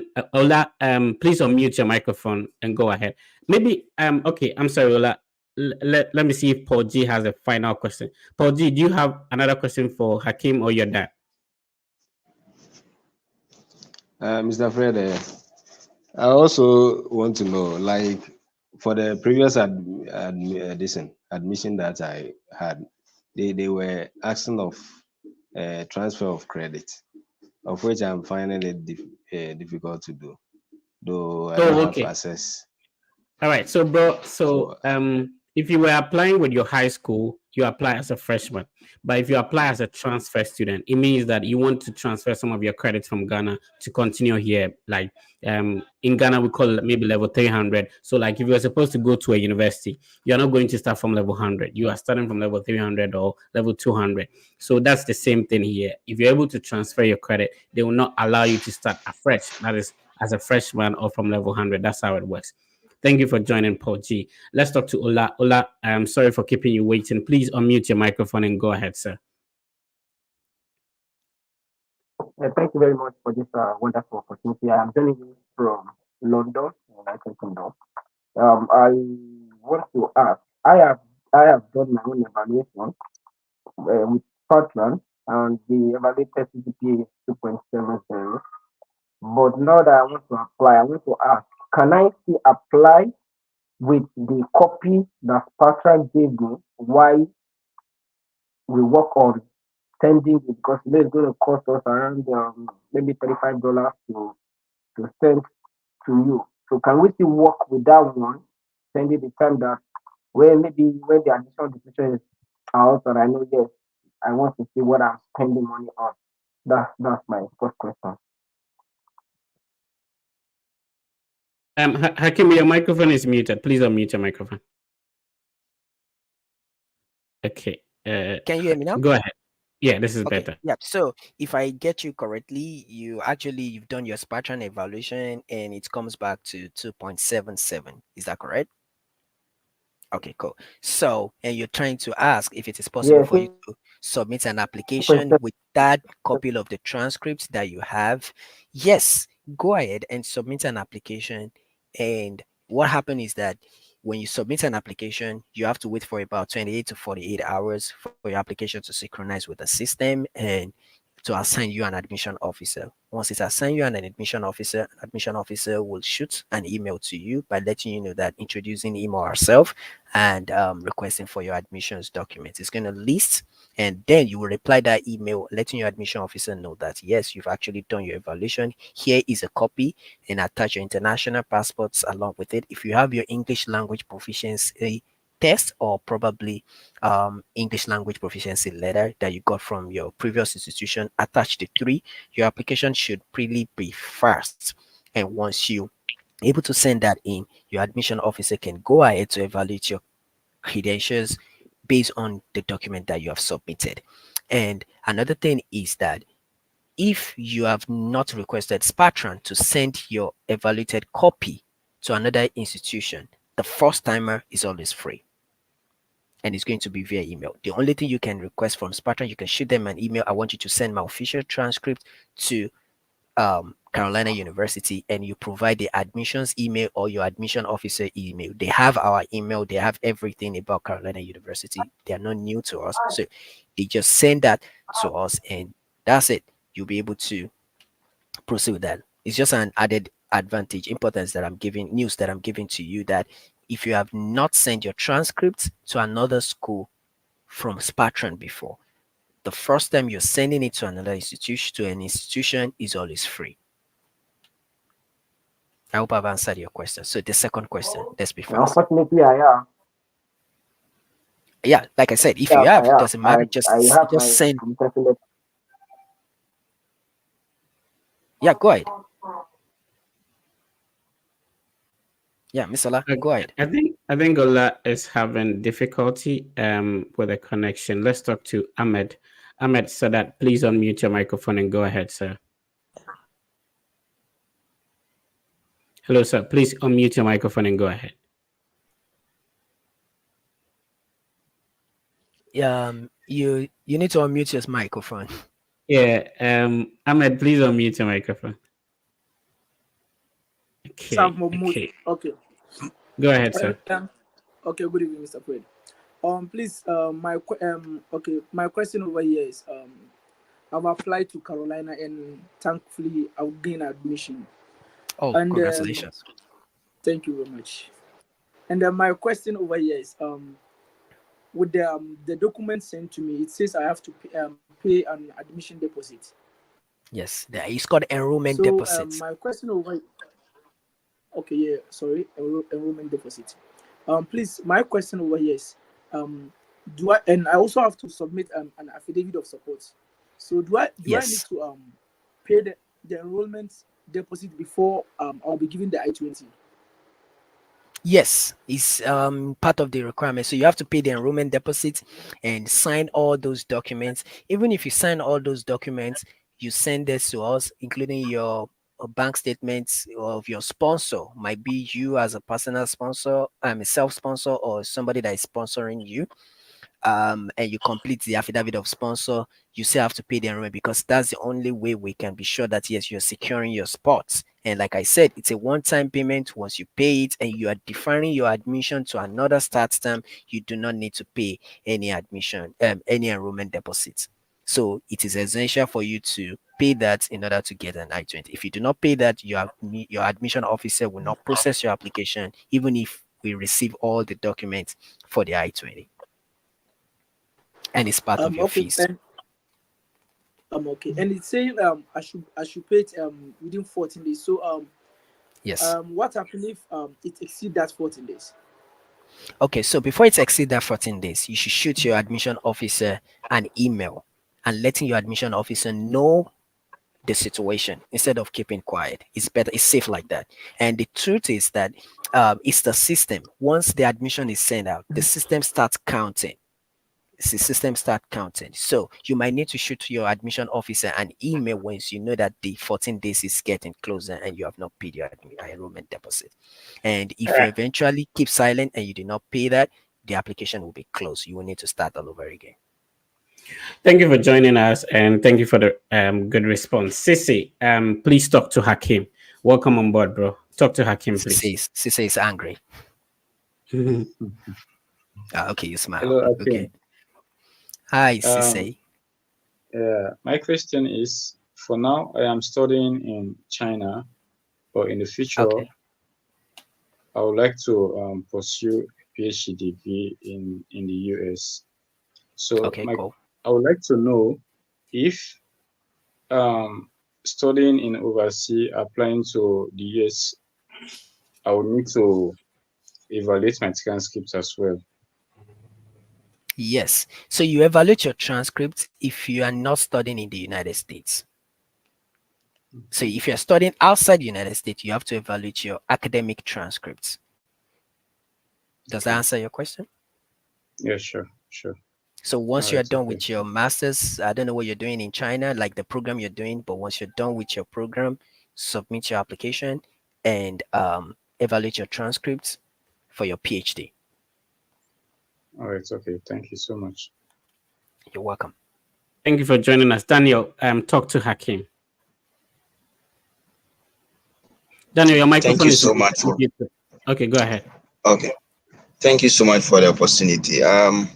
I want to ask. I did information studies, which is other way known as information science, but I want to do cyber security, and most of the schools are saying that I must do a programming or discrete mathematics. I want to ask, will your school accept me to do cyber security? Was I do not have any idea about programming. Okay, so if you look at what you did, there's what they call prerequisite, right? And you actually have a background. It's just that you couldn't find it very well defined. You did information science, and my school Yes. actually have information science. Is it master's or bachelor's? Which one? Your background? It's be a Bachelor of Arts in Information Studies. Information studies. So yes, you are Yes. able. Your simple answer is yes. Submit your application to Carolina University for cybersecurity, and your admission officer will review your application based on that. So yes, you are Okay. able to. Okay. So my last question is, I want to ask if you do waive application fees. So currently we are not running an application fee waiver, but you keep life Oh, with wow. the Fred effect. When we once had it during a program like this, and I came back to inform Fred that yes, we've been able to secure a free application waiver, and we did it for 2 days. And kudos to Fred, we are able to get thousands of application. But for now, we are actually not having a free application waiver. Yeah, so we shared the application fee waiver some time ago when Hakim joined us. Let's talk to Dennis. Dennis, please unmute your microphone and go ahead. Thank you for Okay, joining Dennis. us, Daniel. Dennis is back. Yeah. Dennis, go ahead, All sir. right. Thank you. Yeah, thank you, Mr. Fred, and then Mr. Hakim again. So, Mr. Hakim, please, I'm back. You are my advisor, just as I stated earlier. I could have asked this question back though. However, I do not want to be selfish, right? My other colleagues who are here to also enjoy. As though I've gained admission with 20%, presidential scholarship. Um, I double as a hospital administrator and then a part-time lecturer in one of the private universities in Ghana. And then, I mean, based on the amount that I'm supposed to pay, my current savings and cedis, if I convert to dollars, I think it would be around $4,000, which I wouldn't be able to offer for the $10,000 I'm supposed to pay. Please, what are the other funding opportunities I can apply or seek for so that I'll be able Okay. to join Carolina in fall? Thank you. Okay. Well, yeah, thank you very much for providing that insightful information about your background. I mean, your predicament. But the truth is that, you see, I said something. Each and every school have their procedures and how they run their admission process. If trust me, there are a lot of people that their own situation is even not up to, you have up to 4,000, some doesn't even have up to that 4,000 when you converted it. But trust me, it is a standard organization and they have their channel. So if you want to export other scholarship that you want to go to, for Carolina University, like I said, we only have two, which is the Presidential Scholarship for international students, and there are student employment option as well. You can actually, I know other people source for loan. Yeah, other people source for loan. There are other ways. Discuss with Fred on what are the opportunities you have in sponsoring yourself abroad. But trust me, the best that we have is the presidential scholarship and the student employment opportunity, which I believe you have the two. Okay, I think Ajiman is done. So let's talk to Abubakar. Abubakar, salam alaikum. Yeah, your microphone is muted, sir. Can you please unmute the microphone? Yeah, please unmute your microphone. Go ahead. Okay, Abubakar is unable to. Abubakar, please unmute your microphone and go ahead. Okay. All right, go ahead. We can hear you now. Walaikum salam wa rahmatullahi wa barakatuh. Hello, Mr. Fred. Thank you for giving me this opportunity. I have a question, and this question is about community college in the in the United States. So currently, I'm now in the UAE, the United Arab Emirates. So I don't know if it's possible for me to apply for community colleges and get admission from here and able to process my F1 visa. So, and then like, how is the acceptance rate there in the US for community colleges? So community colleges are super easy to get in. I made a video about some of the community colleges you could check out, and most of them don't even require an application fee. Some of them you have to just even print out the application document, fill it out with a pen and a paper, and then you email them. So if you could check out my YouTube channel, I share a lot of them. Some of them are waiving application fees. It's easy to get in. The acceptance rate for community colleges are super high. Just note that not all community colleges accept international applicants.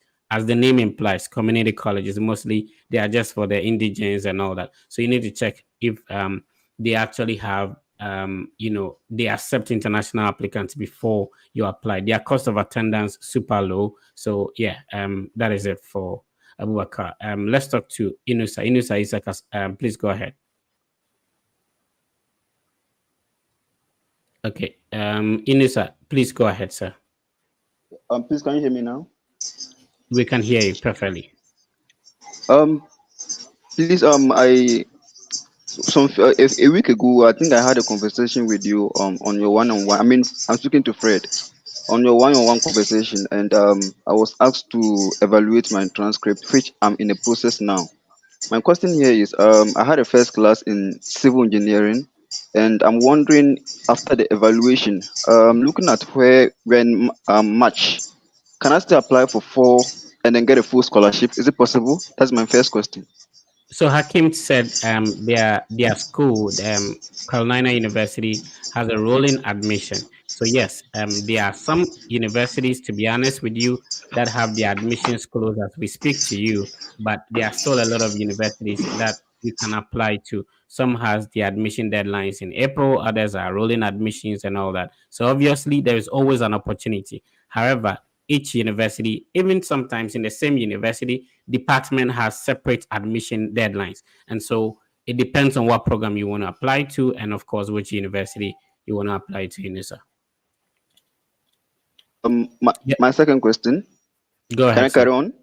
Yeah. I think I want to book for your mentorship regarding from admission to visa interview. I want to book from internship. However, I don't know if there's an opportunity for installment or something, because looking at We can discuss that later on. You can shoot me an email. Let's see if the team can work around that.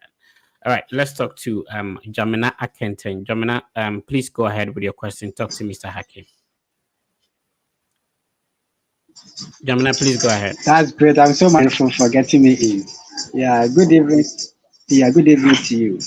Yes, my question has to do with I am considering PhD in education administration at the Carolina University, and hearing from Mr. Hakim about the funding packages, I think I heard about 10% to 80%, and I would like to know if there are some full funding for PhD students. All right. Okay. Hakim, please go on, sir. And the good part is that even if you eventually landed in the US or you enroll in your PhD education administration, that's actually the program I'm running as well. So I might actually be a mentor for you. That's additional tip. But secondly is that we do not have fully funded scholarship. Like I said, but our percentage ranges from 10% to 80%, which depends on your GPA. I mean, after evaluation is done. So you can go ahead and submit your application. Now let's talk to Ogbu. I'm trying to pronounce your name very. Chijioke. Okay. It's from Nigeria. All right. Go ahead. Hi, Fred and Hakim. Nice to meet you once more. Yeah. My question is a very direct one. I want to confirm the PhD in innovation. Is it a STEM course? PhD innovation. So in PhD generally, we deal with research. Yeah. So people usually miss the STEM with PhD. If you're coming from masters, that's when the STEM actually works. But once you come in for PhD, here they call it advanced degree, meaning that you're coming for a PhD, you're coming as a research. So you can either limit yourself in a STEM program or you expand your scope. So there is no particular area that can tell that, oh, PhD, this is a STEM product, is a STEM field. Healthcare administration is a STEM. Sciences, that's why it's called science, technology, engineering, management. Is a field. It's not like maybe a program is a STEM field. So if you look at innovative, it's a science. So that's why so far you are under science, technology, engineering, management. That's STEM. Okay. That means we can categorize the PhD in innovation as STEM in USA, STEM, right? Yes. Thank you so much. Thank you. Bye. Okay. Thank you for joining us. So we that was talked fast. Yeah, that was quick. Eugene, go ahead, sir. Hello, Mr. Hakim. Please, my question is, I'm holding a diploma in nursing. That's a 3-year diploma in nursing, and I want to pursue master's degree in public health. Okay, so if I get you correctly, you said you have a diploma in nursing, Degree in 3 years. Yeah, 3 public years. health. It's a 3 years. Is it possible? Because I'm not having a bachelor's degree. Is it possible for me to be admitted? Okay. Okay, so let's understand that Carolina University do not have public health program. We went through them. We do. We do. Okay. Yeah, we have public health. We have All right. public health. It's even a hot cake that people apply to. Yeah. Okay. Thank you for We the have masters correction. in public health. Yeah, we have masters in public Hakim already spoke about evaluating your transcript, and especially because you do have a 3-year transcript or a 6-semester transcript, it will be advisable you evaluate your transcript, and then you don't sort of judge yourself, just put in the application or make inquiries, and then Hakim hopefully would answer, and then we'll let you know whether you can apply or not. Hakim, can you do me a favor? Type your email in the chat so that people can get in touch with you. So if you want to get in touch, and I'll make sure that I'll pin it on the screen so it makes it easier. And whilst Hakim does that, I can be picking some other questions from people, and then we keep on going. So Hakim is typing, her his email, and that is how you can get in touch. And Hakim, if there's any other means, is it any other social Yeah, media platform? I'm on Facebook and I'm on Instagram and I'm on TikTok as well. So basically you can search for Omanafiu. Yep. Yep, you can search for my nephew or this other email if you want to locate me on any social media. Colakim for you at yahoo.com. So, All right. So I'm showing Hakim's email. If you want to get in touch with Hakim, this is how. The email is on the screen. Hakim N at Carolina U. Yes, people always forget to put the U. So, yeah, it will bounce So back. So don't Hakim forget to N. put the U. Yeah, Akim N.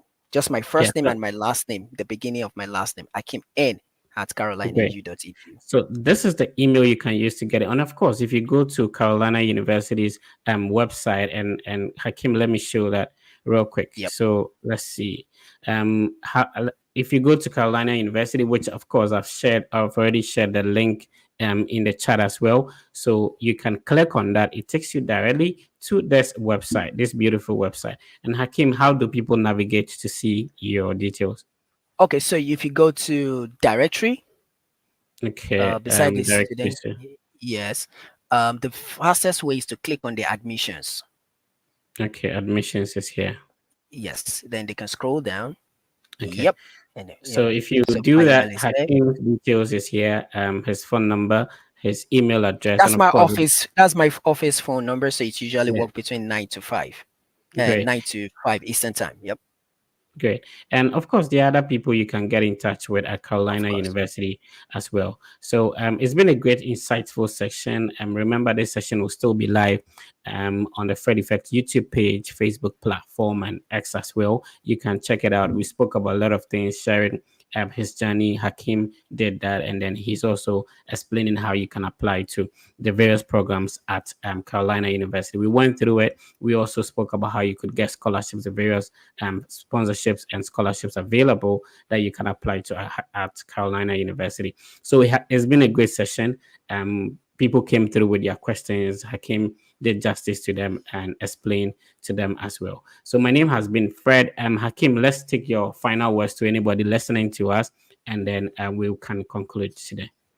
Okay, before that, I want us to show people on how to actually submit this application. Can you go back to the main page where we see, yep.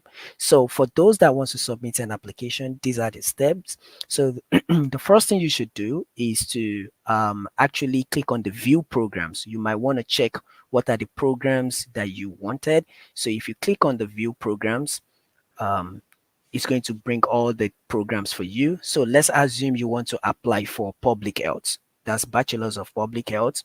You can click on that Bachelor of Public Health. So I'm acting like an applicant now. Scroll down and click on the Apply Now. Once you click on the Apply Now, the first thing you will need to do is to create an admission account. Once you click on that creation of an admission account, it's going to ask you just 4 questions. Click on it for people to see, and your first name, your last name, and your email, and as well as your password.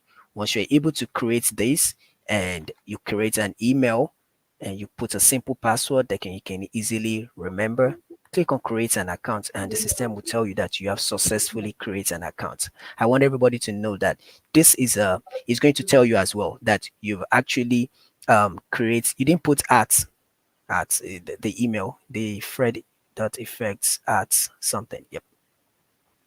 So it's going to tell you that this is a temporary admission account. So what that means is that once you submit an application, this is like you are expressing an interest into a university. So that's where our own portal works. You are expressing your admission, you are expressing your interest. So you can just put maybe something that you can easily remember, a password. So you can see it says your temporary account has been created. You may log in with the same credential you created. So if you put that email, and this is like a 15 up to 15 minutes application, you're done. So once you click on the email, you put in the email and the same password, you click on sign in, it's going to tell you to start filling. The first page is usually your bio data, like your name. If you give your consent for admissions or your admission officer to reach out to you if we have any question, ensure you use the email that you have access to. That's very important thing. We have always seen a lot of people that we have to give them a call. Thank God they provide an functional phone number that we can easily reach out to them whenever we have issue with their um what's it called, with their email. So once this email, don't put different email here and put another email when you're submitting an application. Generally in the portal, it's kind of different. So the first page, like I said, is going to tell you about the application, your bio data, collecting your information, how you get to know about Carolina University. And the second, of course, is going to ask you to put in your address. Ensure you put your current address, I mean, the address that is traceable. And this is how we will be reaching out to you. I mean, all your admissions documents will be carrying your name as well as your address. So the address is very important. And the third page will be your document, I mean, your school, your previous institution. Please note, if you're coming for PhD, you need to submit, you must have earned your bachelor's and as well as your master's before you are able to come in for your PhD. But of course, if you're coming for a master's, probably you have an ND, or I mean national diploma or HND. Trust me, you are. So yeah, that's it. It's because you click on the graduate. That's why you are having this portal. If it is postgraduate, it will tell you that postgraduate admission. But let's pick undergraduate. The same thing similar. So just click on undergraduate studies. Once you click on it, that is what I'm saying. It's going to ask you to fill all this information in which within 10 seconds you should be done. And the second one is your address, like I said. And the third one is your education. And of course, the fourth page will be your additional information where it's going to ask you, do you want scholarship? That's it. Like I said, this is what I was trying to explain to us generally the previous time, that you might not need a scholarship. Let's say yes, like Fred, that doesn't need a scholarship. You just apply. Are you applying for scholarship? Just say no if you feel no, but immediately you click yes, it's going to tell you to write 400 words why you feel you should be awarded a scholarship. So here you just have to be creative, just 400 or 500 words, which I believe that you can easily do this yourself. You don't have to use anything. Be sincere and be open. This is what we are going to read to eventually look at that. And once you're able to do that, you're on previous. So the next one is actually your program, where you're going to select the program of your choice where you wanted. So once you select the program, and boom, to the last stage where it's going to ask you to submit. Once you hit the submit, the finish button, then that's where you're going to tell you to pay your application fee, which is about $50 for you to pay the application fee. And immediately you submit this application, you will receive an automated email by saying that we have received your application. You should allow 24 to 48 hours for an admission officer to reach out to you. And in the process, there is a portal that is going to open for you to upload your admission documents. That's why I said within 15 minutes at maximum, you are done with the application process. And once you submit the application, the rest is just between you and your admission officer, as if you're sending a chat. That's what it means. That's how flexible we are at Carolina University. You don't have to speak all the old grammar. Just make it simple. Hi, Akim, or whoever your admission officer is. I've submitted my application. Here are my admissions documents. The admission officer will go back and upload those documents into, because if you go back to this application portal, don't forget I said it is a temporary, meaning you are expressing, and until you have your admission before you'll be able to access your proper school account. And the reason for this is because a lot of people take advantage. They just submit an application without going back. So it keeps having multiple application portals. So that's why we had to limit it to when you have your admission, you have your functional portal. You can do anything you want to do with it. So once you do that, you start communicating with your admission officer. So this is the easiest process that I've ever seen when it comes to matter of submitting application to schools here in the United States. There might be others, but let me say for now, these are the ones that I've actually seen without any stress. Like I said, if you want to reach out to me via email, my official email is akimn, sorry, akimn at carolinau.edu. carolina.u.edu. Don't forget to put the U, which is the university, not just Carolina, carolina.u.edu. And I'm also available on Instagram, Omanafiu. You can search for OMONAPHIU, and Facebook as well. My normal email is my Facebook. Once you search, it's gonna bring my name. If you have any questions, shoot me. But the fastest way you can get to me is via my email. It is via my email, my official email, which is akim@carolinau.edu, because my social media is just for me to look at Fred, how's Fred doing, and to actually learn from others as well. I'm open to questions. I'm open to advice. If you have any questions, if you want to, let's say you have an issue, even deciding which type of career you want to go to, please reach out to me that you would like to have a one-on-one with me to talk about your possible career that you want to choose. How do you want to navigate it? Oh, I have this particular course, and how do I navigate it? I don't even know what I want to do with it in the future. Trust me, there is a country out there that needs what you have. All you need to do is just make internet your friend and communicate with the right person. These are what I want to discuss with every one of you. Thank you very much for giving me this opportunity. Great. Thank you for joining us, Hakeem. I really appreciate your time.